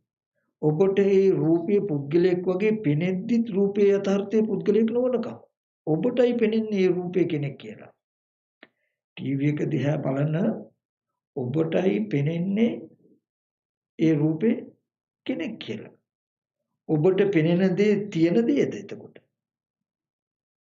නමුත් ඔබ සැප දුක් විඳින ඔබට පෙනෙන මට්ටමින් නෙමෙයිද? ඔබට පෙනෙන හින්දා නේද ඔබ ජරා මරණ දුක් විඳින්නේ අරමුණේ. දැන් බලන්න ඔබට සත්‍ය පුද්ගලයෙක් කියලා පෙනෙන්න මොකද්ද වෙලා තියෙන්නේ කියලා. පෙනෙන දෙයට තණ්හා උපාදාන කියන කෙලෙස් ගති දෙක එකතු වෙච්ච එක විතරයි ඔබගේ පැත්තෙන් වෙලා තියෙන්නේ. ඒක එකතු වෙච්ච ගමන්ම ඔබට දැන් පෙනෙන්නේ පුද්ගලයෙක් හැටියට. රූපాయని තිරේ දිහා බැලුවාම අහුවොත් අපිට කියන්න පුළුවන් සත්‍ය පුද්ගලයෝ ඉන්නේ මේ බාහිරේ කියලා තමයි අත දික් කරන්න වෙන්නේ. මොකද කෙනා අත දික් කරන්නේ කෙනා කෙනාට පෙනෙන විදිහට. එතකොට රූපాయని තිරේ පැත්තෙත් ඔබතුමාට පෙනෙන්නේ පුද්ගලයෙක් හැටියට. හැබැයි පැත්තක වෙලා හිටියොත් මට රූපాయని තිරේ තියෙන රූපේ ඔබතුමා ඇසුරු කරන රූපයයි දෙක දෙපැත්තට මට බලන්න පුළුවන් නම් මට තේරෙයි දෙපැත්ත. මෙයාගේ ඇස් ඉදිරි පිටට ඇවිල්ලා තියෙන සත්පුද්ගල නොවන රූපයක්. මෙයාට පෙනෙනවා වුණාට එයාගේ කර්මයට ඒ රූපයට තණ්හා උපාදාන කියන කෙලෙස් ටික එකතු කරපු කර්මයට විපාක හැටියට එයාට පුද්ගලයෙක් හැටියට පෙනෙන කම ඇති වෙනවා. දැන් පෙනෙන මට්ටමටයි ඔබතුමා සතු දුක් විඳින්න මිසක තියෙන මට්ටමට නෙමෙයි. පෙනෙන දෙයටයි ඔබතුමාට ලෝකේ කියලා කිව්වේ. ওই ලෝකේ හැදුනෙත් ওই කෙලෙස් ටිකේ. ඒ විදිහමයි රූපවාහිනී තිරේ ආවේ ඇස් ඉදිරිපිට සත්පුද්ගල නොවන රූප වගේ මේ ඇස් ඉදිරිපිටට ඇවිල්ලා තියෙන සත්පුද්ගල නොවන රූප. දකින්නකොටම ශනිකව තණ්හා උපාදාන කියන gati ටික මගේ මනසේ යෙදුනහම ඒකම අනිත් පැත්තට යනවා. පරාවර්තනය වෙන කෙලෙසෙම මට දැන් මේ පෙනෙන්නේ මේ ඔක්කොම සත්‍ය පුද්ගලයෝ වගේ. මට පෙනෙන්නේ දැන් මම සැප දුක් විඳින්නේ මට පෙනෙන විදිහට. මම ඉතින් සත්‍ය පුද්ගලයෙ ඉන්න හින්දා වැඩි මුකුත් කතා කරන්නේ නැහැ. සංවරව කතා කරනවා. ඉතින් බොහොම පරිස්සමෙන් තමයි මම කටයුතු කරන්නේ. තව සත්‍ය පුද්ගලයෙ ඉන්න නිසා. මට අනිත් සත්‍ය පුද්ගලයෙක් ගනුදෙනු කරන්න වෙලා හින්දා ඒක ඇත්තම වෙලා හින්දා මම ලොකු පරිශ්‍රමයකින් තමයි මේ පරිසරේ ජීවත් වෙන්න වෙලා තියෙන්නේ. නමුත් ඔබතුමලා නිකන් හිතන්න මේ දර්ශනය මනසෙන් ගෙවුනොත් ඒ මනසට මොනතරම් විවේකයක් හම්බ වෙයිද කියන එක.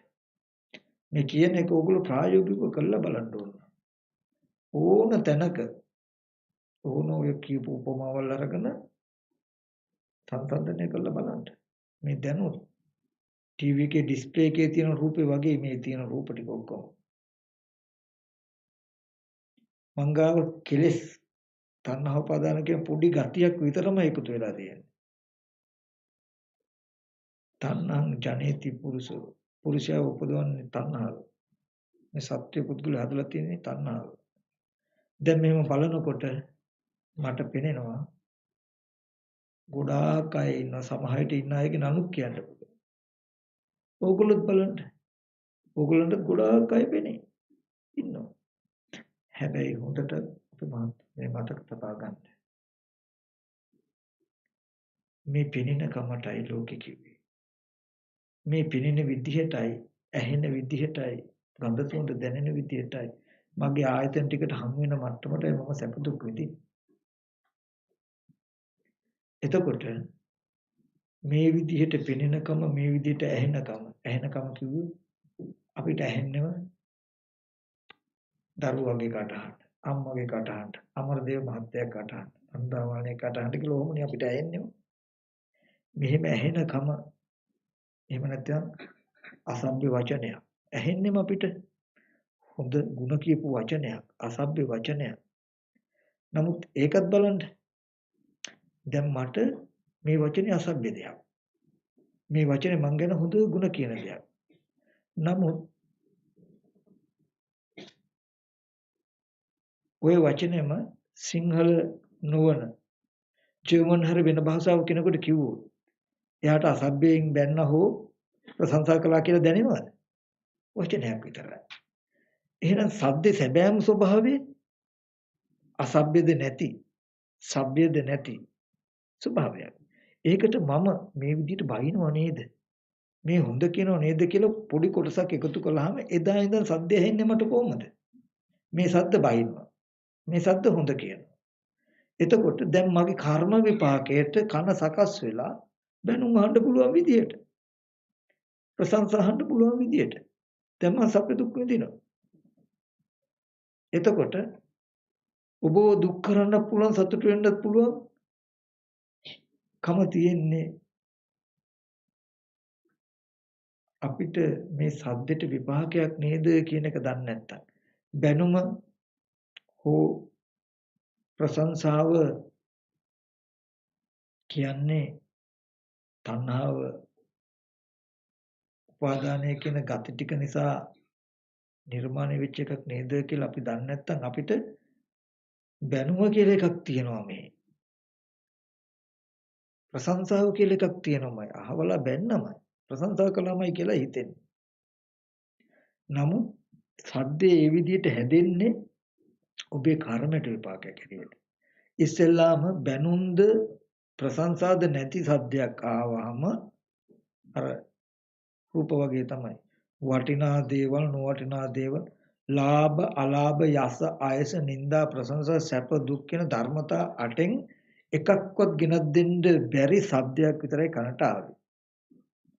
ආපු සද්දයට ඔබ දෘෂ්ටියක් එකතු කළා නම් මේ පුද්ගලයාගේ සද්දේ නැත්නම් මේ සද්දේ හරි වටිනවා. හරි මිහිරි. හරිම ලස්සනයි කියලා තණ්හාව හෝ එකතු කළා නම් එදා ඉඳලා ඔබට ඔබ ගාව නිර්මාණය වෙන සද්ද කියලා යමක් තියෙනවා. මේ සද්ද මිහිරි ඒවා. මේවා අමිහිරි. මේ සද්ද අහවල් සත්තුන්ගේ කියලා මිම්මක් තිබ්බහම දැන් හදලා තියන්න විතරයි ඕන. දැන් සද්ද ඇහෙනකොට ඉබේම ඔබට ඇහෙන්නේ ඒ විදිහට. ඔය ඔබේ කර්මයට විපාකයක්. ඔබටයි එහෙම ඇහෙන්නේ. මේක අසභ්‍ය වචනයක් ඇටියට ඇහෙන්නේ ඔබට. ඔබේ මේ ප්‍රතිසන්දි විපාකයට කෙලස් ටිකක් එකතු කරපු එකේ විපාකයට. එතකොට මම මතක් කරන්නේ මෙන්න මේ විදිහට බැනුම් අහන්න පුළුවන්කම මේ විදිහට සතුටු වෙන්න පුළුවන්කමයි ලෝකෙ කිව්වේ. ඒ ලෝකය හදාගත්තේ කෙලෙසකින් කියලා නොදැක්කොත් කවදාවත් ඔබට මේ සද්දේ බැනුමක් කරගෙන විඳින්නම වෙනවා මිසක ඒ බැනුමෙන් කවදාවත් ඔබ නිදහස් වෙන ඔබ බනින්නත් බැරි නොබනින්නත් බැරි ඔබට බැනුනුත් නැති ප්‍රශංසාත් නැති ශබ්ද බාහිර තියන්නේ කියන තැනක් දැකලා වහල් වෙන්නේ නැති නිවහල් මනසක් හදාගන්න තැනට ඔබට එන්න බෑ. බාහිර බැනුම කියලා දෙයක් තියෙනම් ඕගොල්ලෝ සමහරට හිතාගෙන ඇති බාහිර බැනුම කියලා දේවල් තියෙනවා. ඒකෙන් කම්පා වෙන්නේ නැති හිතක් මම හදාගන්න ඕනේ. ඒ වගේ තැනකින් තමයි අපි හඳුනගෙන තියෙන්නේ. බැනුම ඇතිකමම කම්පා වීම හොඳට මතක තබා ගන්න. එහෙමනම් බැනුම කියන එක ශේස්ත්‍රේම අවුසි වෙන්න ඕන. බැනුම තියෙද්දි පුද්ගලයෙකුට බෑ එහෙම වෙන්න. අපි ගොඩක් විටක හඳුනාගෙන තියෙන ඇත්තටම මිනිස්සු දරුවෝ ඉන්නවා. අපි ඒයට ගැටෙන්නේ නැතුව ඇලෙන්නේ නැතුව ඉන්න පුළුවන් වෙන්න ඕනේ. ඇත්තටම රන් රිදී මුතුමැණික් තියෙනවා. ඒවට අපි තණ්හා නොකර ඉන්න හුරු වෙන්න ඕන කියන තැනකින් හදාගෙන තියෙනවා. එහෙම නෙමෙයි ඔබේ ලෝකෙම හැදිලා තියෙන්නේ මේ කෙලෙස් ටිකෙන් කියලා මතක තබා ගන්න. තියෙන ලෝකෙට කෙලෙස් නැතුව ඉන්න තියනවා නෙමෙයි ලෝකේ හදලා තියෙන්නම තණ්හා උපාදානයි. බුදුරජාණන් වහන්සේ දේශනා කළේ ලෝකේ තියෙනවා ලෝකෙට කෙලෙස් ටිකකින් ඔබ කෙලෙස් ටිකක් විතරක් ඇති කරගෙන ඉන්නවා කියන තැනකින් නෙමෙයි කෙලෙස් ටිකකින් ඔබට ලෝකේ හැදිලා කියලා පෙන්වන්නේ. දුකට හේතු දුක කිව්වේ ලෝකේ දුකට හේතුව තණ්හාව කියලායි පෙන්වන්නේ. ඔය දුක් සහගත ලෝකේ හැදුනේ තණ්හාවෙන් කියලා පෙවුනා මිසක ලෝකෙට තණ්හාව ඇති වෙලා කියලාද පෙන්වන්නේ.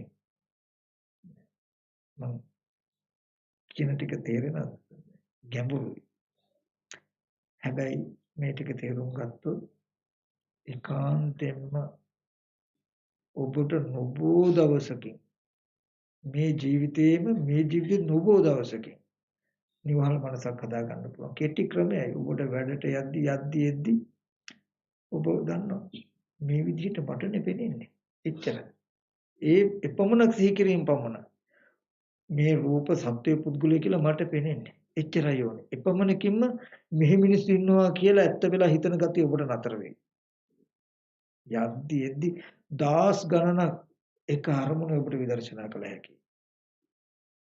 වෙනදට මෙතන 3400ක් ඉන්නවනම් 3400 පෙනෙනවා නම් 3400 එක්ක ගනුදෙනු කරන්න වෙන ගත් 3400. ඔබට එහෙම නැහැ. කෙටි ඕනම තැනක යොදා ගන්න පුළුවන්. මටයි මෙහෙම පෙනෙන්නේ. බලන්න ඔබටම නෙමෙයිද කියලා. ඊට පස්සේ ඔබට ඒක තවත් උපමා උපමියදීලා උප්පු කරගන්න පුළුවන්. මට මෙහෙම පෙනෙන අය ඉන්නවා. ඒ අයගේ සමහර අය මට හොඳයි. හොඳ අය විදිහට පෙනෙන්නේ. සමහර අය මට ඒ තරම් හොඳ නැති විදිහට පෙනෙන්නේ. හැබැයි මට එහෙම පෙනෙනකොට අනිත් කෙනාට මේ ඔක්කොම ඉන්නවා කියලා පෙනේ. එයාට පෙනෙන්නේ සමහර විට මට හොඳයි කියලා පෙනෙන කෙනා එයාට හොඳ නැහැ. හොඳ නැහැ කියලා කියන කෙනා හොඳයි. එතකොට කෙනාටයි මේ ලෝකයේ මේ විදිහට තියන්නේ කියලා පෙනෙනකොට එයා කවදාවත් බාහිර ලෝකයේ තියනවා කියන තැනකට යන්නේ මේ ලෝකය බාහිර සත්‍යෝ ඉන්නවා පුද්ගලයෝ ඉන්නවා ගෙවල් දොරවල් යාන වාහන ඉඩකඩම් තියනවා කියලා එකක් නැහැ කියලා මම කියන්නේ. එහෙම එකක් නැහැ කියලා මම කියන්නේ. එහෙම දෙයක් තියෙනවා. එහෙම දෙයක් තියෙන හින්දායි දුක කියලා එකක් තියෙන්නේ. එහෙම දෙයක් තියෙන හින්දායි කෙලෙස් කර්ම කියලා යමක් පවතින්නේ. හැබැයි ওই තියෙන දේ මේ සත්‍යය ඉන්නවා පුද්ගලයෝ ඉන්නවා කියන දේ ඇති වෙලා තියෙන හේතුව බලන්න. මේ හේතුව මෙහෙම පවතුනොත් මේ විදිහට පෙනෙන එක ඇති වෙන නිසා නෑ කියන්න බෑ. ඔබට මේ පෙනෙන ඇහෙන ආයතන ටික පිරිසිඳ නොදක ඒකට කෙලස් ටිකක් එකතු කරන තාක් ආයතන ටික ඔබට මෙහෙම පෙනෙනකම ඇති වෙන නිසා ලෝකේ නෑ කියලා කියන්න බෑ. යම් වෙලාවක මේ පෙනෙන ආයතන ටිකට ওই කෙලස් කර්ම ටික එකතු නොකළොත් ඔබට මේ විදිහට පෙනෙලා දුක් විඳින්න වෙන එක නොපවතින නිසා තියනවා කියන්න බෑ. නෑ කිව්වොත් දුක්ඛ සත්‍ය බැහැර කෙරුවා වෙනවා. තියනවා කිව්වොත් නිරෝධ සත්‍ය බැහැර කෙරුවා වෙනවා.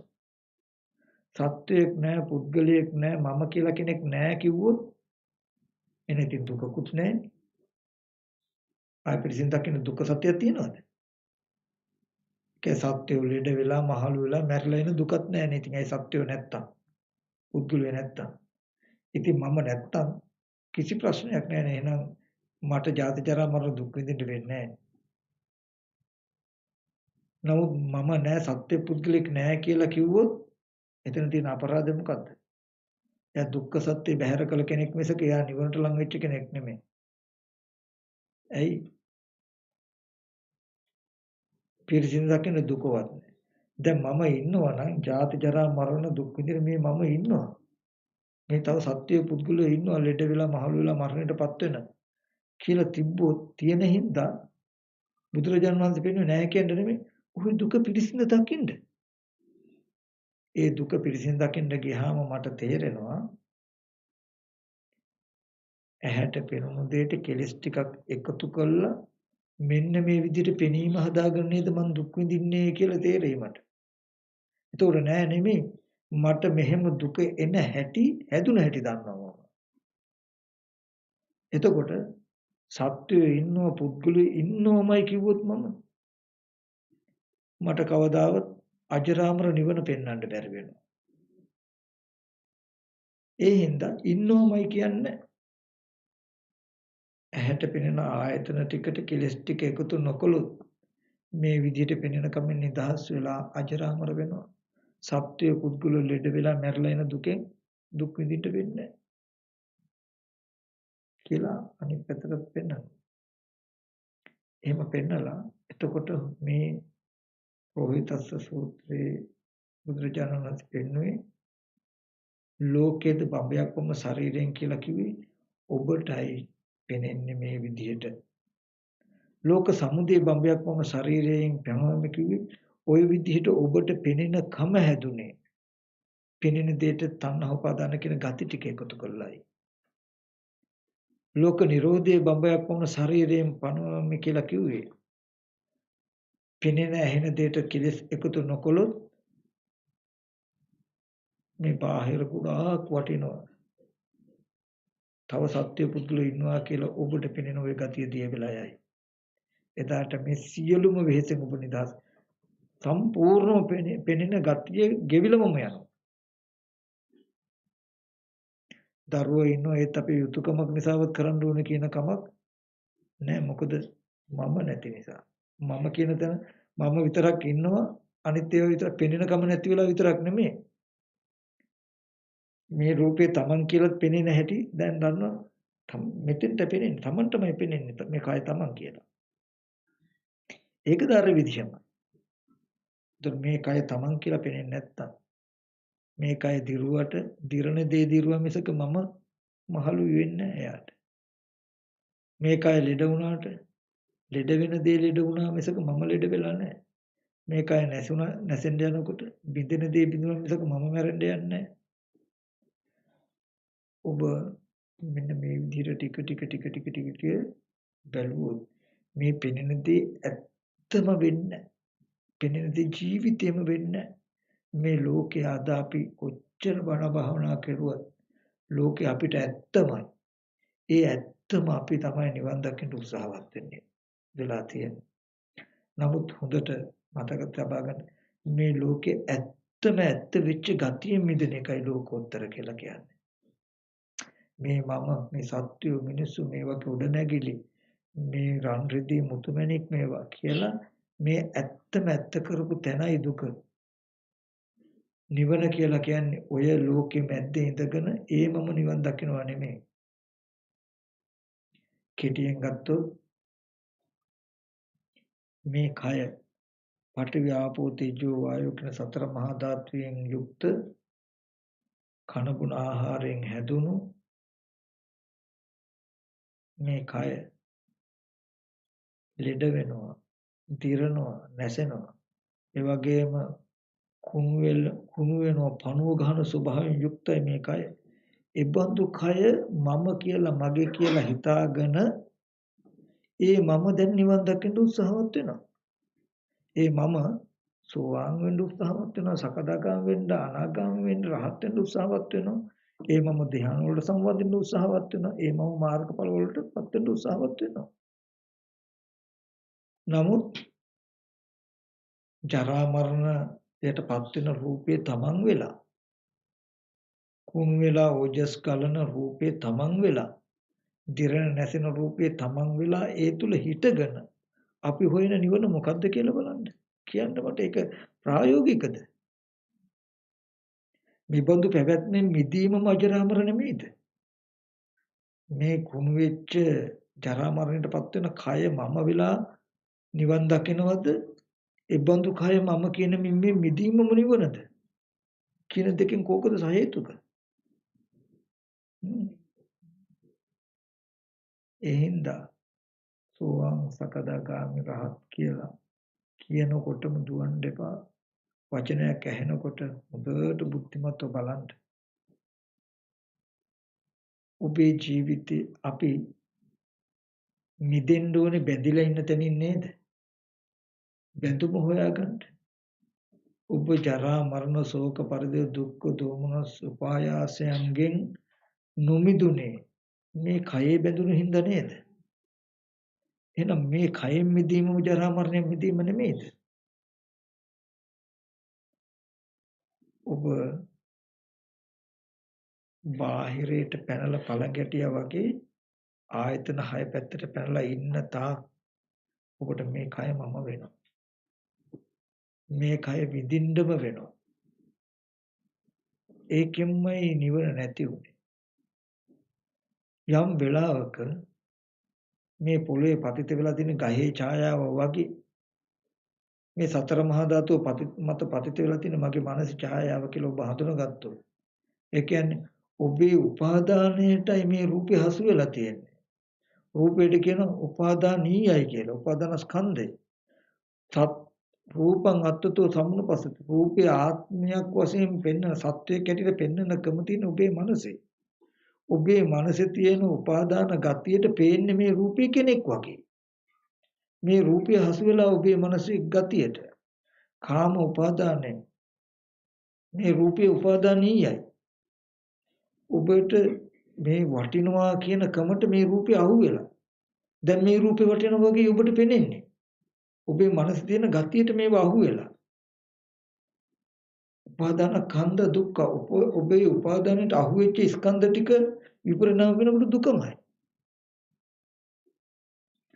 මේ රූපේ මේකට කියනවා උපාදානීයයි. උපාදානයට හිතයි. ඔබේ මනසේ මේක මැනික් හරි වටිනවා කියලා බැරි වෙලා ගතියක් උපන්නෝ. ඔය මනසෙන් වටිනවා කියලා මේ දිහා බැලුවොත් මේ රූපෙට කියන උපාදානීයයි ඔය ගතියට කියන උපාදානය කියලා. ඔබ උපාදාන වශයෙන් මේ රූපය අරගෙන තියෙන්නේ. ඔබේ උපාදානෙට හිත විදිහටයි මේ රූපේ තියෙන්නේ. එතකොට වටිනවා මේ රූපේ කියන තැනකින් ඔබ බලාගෙන ඉන්නකොට ඒ උපාදාන ස්කන්ධය ඔබට ගෙනත් දෙන දුක මේ රූපය මං කඩනකොටම උපාදාන වෙලා හිතපු රූපේ විපරිණාම බව ඔබට දුකක් ගෙනත් දෙයි. දුකට හේතුව උපාදාන. උපාදානේ නැති වුණොත් දුක නැති වෙනවා. එහෙනම් නෝනෙන් බලන්න කියන දර්ශනයක් බුදුරජාණන් වහන්සේ පෙන්නනවා. ඉතින් මට මේ සත්‍ය පුද්ගලයා හැටියට පෙනෙන්නේ මොකක්ද? මේ රූප ටික උපාදානීයයි. මේ රූප සත්පුද්ගල භාවයට පෙනෙන ගතිය මගේ මනසේ තියෙන උපාදානය. මගේ උපාදානයට හසු වෙච්ච මේ රූප ටික මේ තියෙන්නේ. සුළි කුණාටුවක් හරි මොකක් හරි අවිල විපරිණාම වුණොත් රූපේ විපරිණාම වෙන්නේ. හැබැයි මගේ උපාදානයට හසු වෙලා නිසා මේ ඔක්කොම සත්‍යෝ කියන තැනින් මට හසු වෙලා නිසා මේ ඔක්කොම අනේ මේ සත්‍යයන්ට මෙහෙම වුණානේ කියන තැනකින් දුකයි මට. එතකොට මට දුක ආවේ මගේ උපාදානයට හසු වෙච්ච දේ. මේ උපාදාන ගතිය ගෙවුණොත් මේ රූප ලෝකේ ස්කන්ධ ලෝකේ මොනවා වුණා වුණත් මට දුක එන්න තියෙන ඉඩ නැහැ. ඒ උපාදානය ගෙවන්න පුළුවන් මොකක්ද? ඇස් ඉදිරිපිට ආපු රූපය, කන ඉදිරිපිට ආපු ශබ්දය පිරිසිදු දකින්න. ඒ ටික පිරිසිදු රූපය කියන එක පිරිසිදු දකින්න. ඒ රූපය පිරිසිදු දකින්න ඔබට මිම්මක් තමයි මොකක්ද? සතිපට්ඨාන කායගත සතිය. කායගත සතිය වඩන්න මේ පෙනෙන රූපේ ආධ්‍යාත්මික බාහිර රූප ටිකේ ඇත්ත පෙන්වන්න මේ රූප සත්‍ය රූප පුද්ගලිය කියලා තමන්ගේ හිතේ තියෙන මිම්ම ටික වෙනස් වෙනවා. උපාදානය ගෙවෙනවා. මේක යම් දවසක් තියෙන උපාදානය සම්පූර්ණ ගෙවුනහම ඔබට පෙනෙන්නේ රූප පැත්ත මෙහෙම පුද්ගලිය සත්‍යය කියලා. එදාට සත්ව පුද්ගල භාවයෙන් ඔබ දුක් විඳින දෙයින් මිදෙනවා. වඩලා ඉවර වෙනකොට කෙලෙසී ගෙවිලා ඉවරයි. කෙලෙසී ගෙවිලා ඉවරනකොට දුක නිරුද්ධ වෙලා. එකට වෙන්නේ. ඉතින් මම මතක් කළේ එහෙම බැයි නම් තව පැත්තකට හිතා යන්න මොකද්ද කෙටි ක්‍රමයට මේ ඔක්කොම සත්‍ය පුද්ගලිය කියලා පෙනෙන්නේ මට නේද කියලා බලන්න. බැලුවට ඔහොම කිව්වට ආශ්‍රව බලවත් පෙනෙන්නේ නැහැ. ඉන්නවමයි කියලා හිතනකොට ඉන්නවා කියලා හිතන සත්‍යය කියලා ඔබට පෙනෙනවා කියන තැනක ඉන්න සත්‍යය එහෙනම් පෙන්නපන් ඔබට තමන්ගෙම අහන්න. එක රූපයක් ඉලක්ක කරලා පෙන්නොත් හොඳට සම්මර්ෂණය කරලා පෙන්නන්න ඒක. කන බොන ආහාරයෙන් හැදුන මේ කොටස් ටිකනේ තියෙන්නේ. කොහොම තියෙන තැනක ඔබටයි පෙන්නේ සත්‍යයක් හැටියට. තව ඕනනම් ටීවී එකේ තියෙන දේ එහෙම රූප එහෙම පෙන්නන්න. ওই විදිහට නිකම් පෙන්න ඉන්න. මහා වෙහසක් ඕනේ. වැඩට යනකොට මෙල්බන් සිටි එකේ සිටි එකම එක සිතෙන් විදර්ශනා කළ හැකි ඔක්කොම. මේ ඔක්කොම මටයි මේ විදිහට සත්‍යය හැටියට පෙනෙන්නේ. එහෙම අපි ටික දවසක් යනකොට අපි දක්ෂ හිත පිළිගන්නවා. මුලින් තමයි පිළිගන්නේ නැත්තේ අපිට උත්තර සපයන්න වෙනවා එකක් ගන්න නැහැ සතර මහා ධාතු කන පුන ආහාරයෙන් ඇදලා තියෙන කුණප කොටස් ටිකක් තියෙන්නේ. ඒ කියන්නේ අපිටයි පේන්නේ කිව්වට පිළිගන්නේ නැහැ ඉන්න හින්දායි පේන්නේ කියලා යා කියන්නේ කෙලෙසේ. නෑ ඉන්න හින්දා නෙමෙයි මේ විදිහට මටයි පේන්නේ. එතකොට Tamanට පෙනෙන බව ඉන්න කෙනෙක් පෙනෙනවා නෙමෙයි මෙහෙම රූප ටික මෙහෙම කෙනෙක් පුද්ගලෙක් ඉන්න බවට පෙනෙන්නේ Tamanටයි කියන ටික පෙන්වන්න. මට දරුවා වෙලා පෙනෙන කෙනා අනිත් කෙනෙකුට දරුවා කියලා පේන්නේ නැහැ. ඒ විදිහට මටයි පෙනෙන්නේ. ඔහොම පෙන්න ඉන්නකොට බාහිර ආයතනයට නැමිච්ච මනස ටික ටික අඩු වෙනවා. ඇලීම් ගැටින් දෙක අඩු වෙනවා. රූප ටික පිරිසිඳ දකින්න ටික මේ සත්පුද්ගලකම දිය වෙනවා. මේ ආයතන හයේ තියෙන වටිනාකම දැනෙනකම ගෙවෙනවා. බලන්න නැත්තම් අපි කොච්චර භාවනා කළත් බණ ඇහුවොත් වටිනාකම අපේ ගෙවෙනවද කියලා. ඒ කියන්නේ අපි අද දවසේදී ඉගෙනගෙන තියෙන ප්‍රායෝගික වෙන්නේ ඇත්තටම වටිනා වස්තු තියෙන රත්තරන් රිදී මාල තියෙනවා. මම කොහොම හරි හිත හදා ගන්න ඕනේ තණ්හා නොකරන විදිහට කියලායි අපි හිතන්නේ. ඉතින් ඔක කෙරෙන දෙයක් නෙමෙයි. දරුවෙක් හැටියට දකිද්දි දරු තණ්හාව නැතුව ඉන්නවා කියන එක වෙන්නේ මේ රූපේ දරුවෙක් හැටියට පෙනෙන්නේ මට නේද කියන තැනකින් ගත්තාම එහෙම පෙනෙන සිද්ධිය ඇති උනේ කොහොමද කියලා පෙන්වන්න පුළුවන්. එතකොට කාලයක් යනකොට මේ පෙනෙන දර්ශනයේ වරද මට පෙනෙන දෙයටයි මම බැඳලා තියෙන කියන තැනකින් එනවා. එහෙම බලනකොට බාහිරයට පතිත සිහිනුවන ආධ්‍යාත්මිකට එනවා. ඔයගලන්ට බාහිර ආයතන ටික තත්ත්ව පුද්ගල භාවයෙන් පෙනෙන්නේ නැතුව තමන්ගේ මනසේ ඡායාව ටික ළඟට ආපු දවසට ඔබේ විඥානය මේ කය නිදහස් වෙනවා. හරියට ගැරන්ඩියෙක් හව ඇරියා වගේ මේ ඖදාරික කබලින්ක රූපේ ඔබට මම වෙන්නේ මේ අංග ඇහැ කන දිවනාසය ශරීරය ඇති සියලු අංගපසංග ඇති ඔබට හම්බ වේ මනෝමය කයක. මේ කයත් එක්කම ඔබට බොහෝ වෙනවා. එදාට ඔබට කාම ලෝකේ අයිතියක්.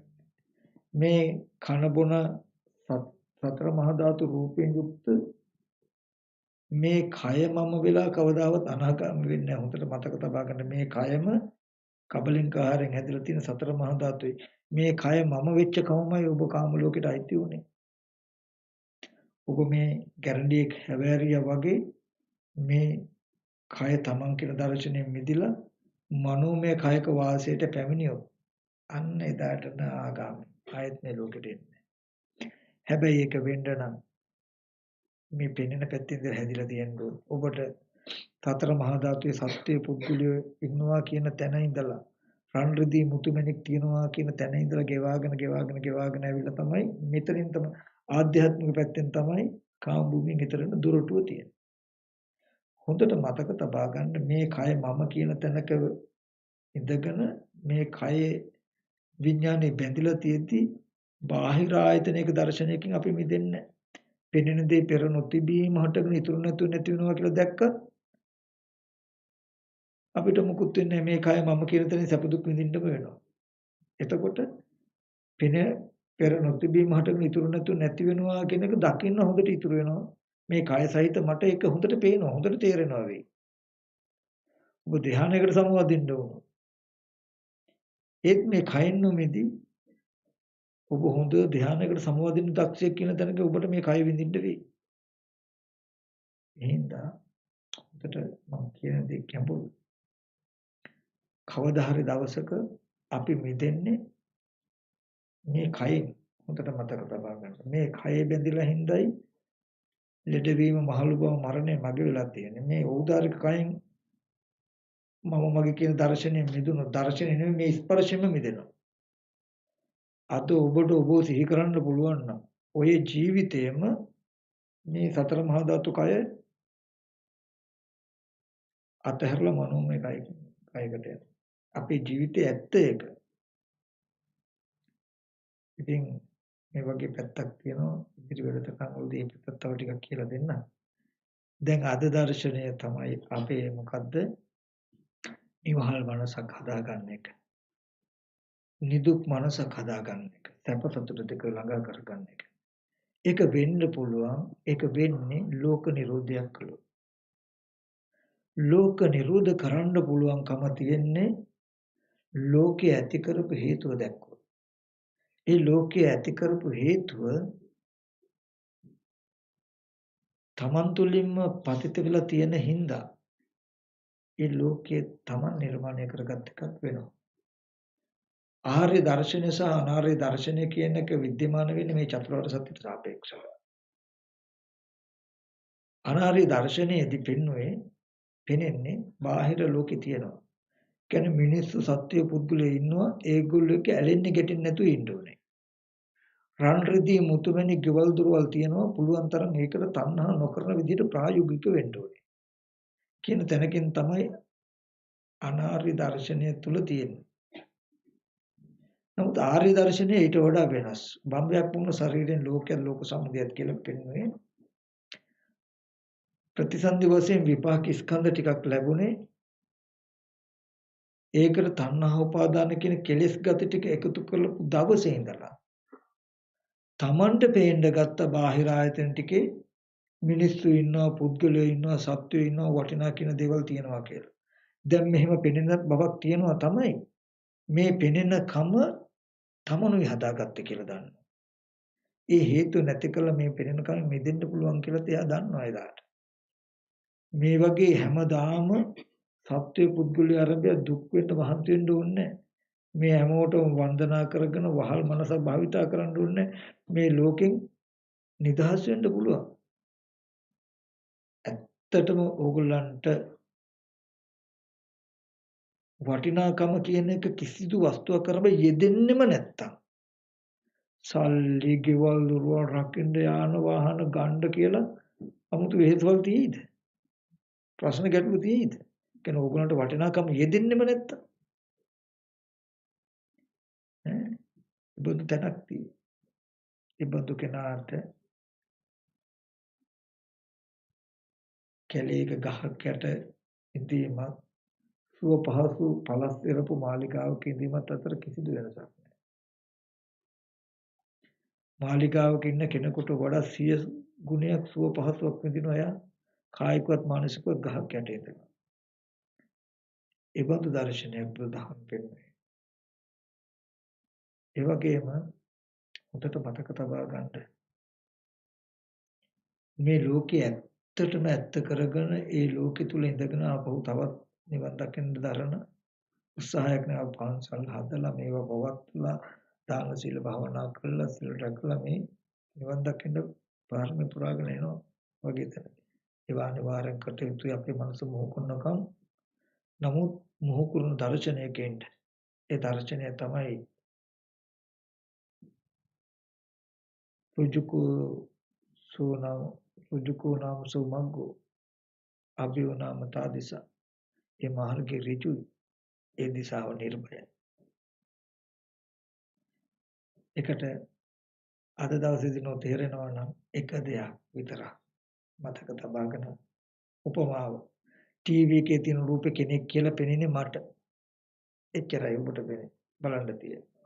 ඒ වගේ මේ සියලුම දේවල් පුද්ගලයා හැටියට පෙනෙන්නේ මට. මේ සල්ලි මිල මුදල් වටිනවා හැටියට පෙනෙන්නේ මට කියන දැනකින් පෙන්න ඉන්නේ. ඒකට හේතුව ඕනනම් දක්වන්න. එතකොට නෑ කියන්නේ ඔබට ලෝකයක් පෙනෙනවා වගේ. ඒ කියන්නේ දැන් අපි ගත්තොත් මේ ලෝකය හැදෙන හැටි. මේ පෑන මේ දිහා දැන් ඇහැට පෙනුණු මේ වස්තුව පෙනීම් දර්ශනයක් විතරයි.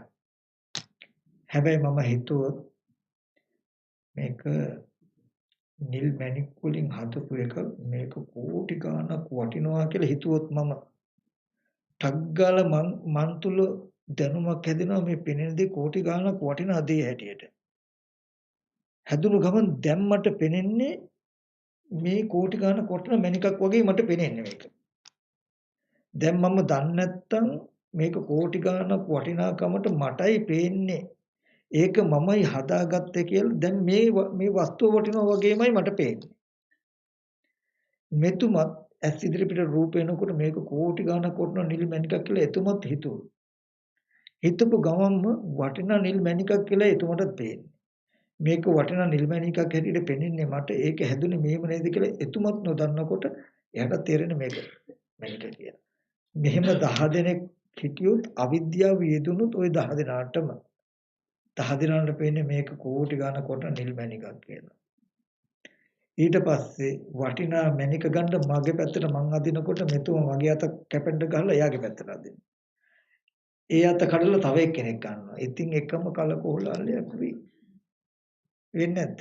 ඒක තමයි මේ වෙලා තියෙන්නේ. ඉතින් ඔය කිසිදු එක්කෙනෙක්වත් අතවත් දාන්න නැති මේකට අවිද්‍යාව නැති වුණා. මේ වස්තු මේ කෝටි ගණක් වටිනවා කියලා පෙන්නන ක්‍රම තියෙන්නේ මං ගාව නේද? නමුත් උරුම කරගත්තොත් මට ජරා මරණ දෙයක් නේද උරුම කරගන්න වෙන්නේ කියන උත්තරය එන්නේ. ඒ නිසා මේ කියපු ටික නොතේරුනොත් ඒක බැහැර කරන්නත් එපා. රාමුදුරු මහාමෝත් දෙයක් කිව්වා කියලා පැත්තකින් තබා ගන්න. මේ ටික තේරුම් කරගන්න දරුවෝ අපි ආපු සසර ගොඩාක් දුරයි. ගොඩාක් දිගයි. ලෝකේ තියෙන නිසා තණ්හා කරනවා කරන නිසා ඒ ලෝකෙට ඉපදෙනවා ආයෙත් ඒ ලෝකේ තියෙන නිසා තණ්හා කරනවා ආයෙත් ඒ ලෝකෙ ඉපදෙනවා මේ ගමන ගොඩාක් දුරයි කවදාවත් තණ්හාව යෙදෙන්න ලෝකේ ඉතුරු නොකරන අපි ඉගෙනගෙන හිටියේ නැහැ තණ්හාවෙන් හදපු ලෝකෙට තණ්හාව නොයෙදෙන්න නම් බුදුරජාණන් වහන්සේ කියපු මේ ධර්මයේ තේරුම් අරගෙන නෝනින් කටයුතු කරන්න කියන එක මතක් කරනවා. ඒ සඳහා වැඩි මුකුත් ලොකු දෙයක් එපා. එක දෙයක් විතරක් කරන්න. එක දෙයක් විතරක් කරන්න. මටයි මෙහෙම පේන්නේ කියලා බලන්න. ඉතින් දැන් රැ වෙලා ගොඩක් ඊට තවසිතී වැඩ කටයුතු වලට යන්න තියෙන ඉඳලා තමයි දේශනාව වත්තන්නම්. අපි ඉදිරි භාවනා වැඩසටහන් වලදී මේක තවදුරටත් පැහැදිලි කරලා දීලා භාවනා වැඩසටහනදී උත්සාහවත් වෙනවා ටික මේ ජරා මරණ දුක් එන ලෝකයේ නිදහස් වෙන ක්‍රමවේද උගට ටික හුරු කරවන්න. ඒ හැම කෙනෙක් සම්බන්ධ වෙන්න. එක දෙයක් මතක තබා ගන්න මේ පින්න කරුණ මම දන්නේ මට තේරුණා ඔබට තේරුණාද කියලා. තේරුණා නම් ඇත්තටම වාසනාවන්තයි. නමුත් නොතේරුණා මෙන්න මෙහෙම දෙයක් තියෙනවා මේක තේරුම් ගන්න උත්සාහවත් වෙන්න කියන තැනකින් කටයුතු කරන්න කියලා මතක් වෙනවා. හොඳයි සාදු.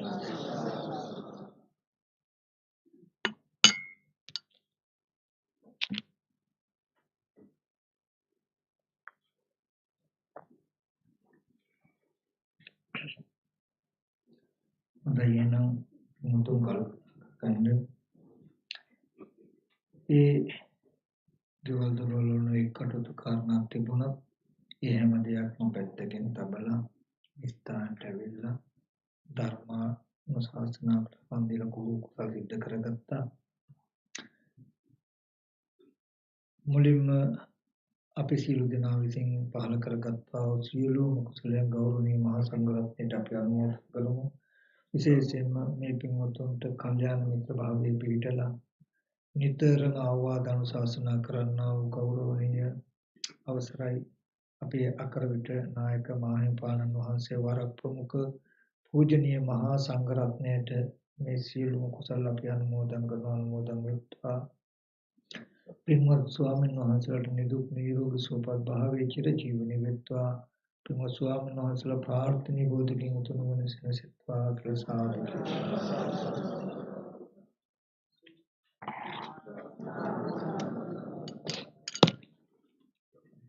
ඒ වගේම අද මේ දේශනාව තුළින් ජනිත වුණා වූ සීල කුසලයන් ලෝකයේ සම්බුද්ධ ශාසනය මේ පින්වතුන්ගේ ජීවල් දොර රැකරක්ෂා ස්ථානට අධිකෘත වූ ශාසන මාම ක්‍රිෂ්ඨකාරක සීල දෙවියෝ මේ පින් අනුමෝදන් වෙත්වා දෙවියන්ගේ දිවිසිරු වඩා වර්ධනය කරගෙන දිව්‍ය පතන බෝධියකින් උතුම් නිවන සැනසෙත්වා කියන අදහසින් අපි දෙවියන්ට පින් අනුමෝදන් කරමු ආකාශට්ටා චුම්මට්ටා දේවානාගා මහිත්‍තිකා පුඤ්ඤන්තං අනුමෝදිत्वा ආකාශට්ටා චුම්මට්ටා දේවානාගා මහිත්‍තිකා පුඤ්ඤන්තං අනුමෝදිत्वा චිරංරක්ඛන්තු ආකාශට්ටා චුම්මට්ටා දේවානාගා මහිත්‍තිකා පුඤ්ඤන්තං අනුමෝදිत्वा චිරංරක්ඛන්තු වගේම මේ පින්වත් සියලු දෙනාගේ අපේ පින්වත් ස්වාමීන් වහන්සේලාගේ නමින් නැසී කාලයක් කළා වූ ඥාතිත්‍ය දරන්නා වූ ඥාතිත්‍ය දරන්නා වූ සියලු ඥාතින්ට මේ පින් අනුමෝදන් වෙත්වා ඒ අය දුකක සිටින දුකෙන් අත මිදී සපත් භාවයටපත් වීම උතුම් නිවනින් සැනසෙත්වා කියන අදහසින් ඥාතින්ට පින් අනුමෝදන් කරමු ඉදම්මේ ඥාතියං හෝතු සුඛිතා හොන්තු ඥාතයෝ ඉදම්මේ ඥාතියං හෝතු සුඛිතා හොන්තු ඥාතයෝ ඉදම්මේ ඥාති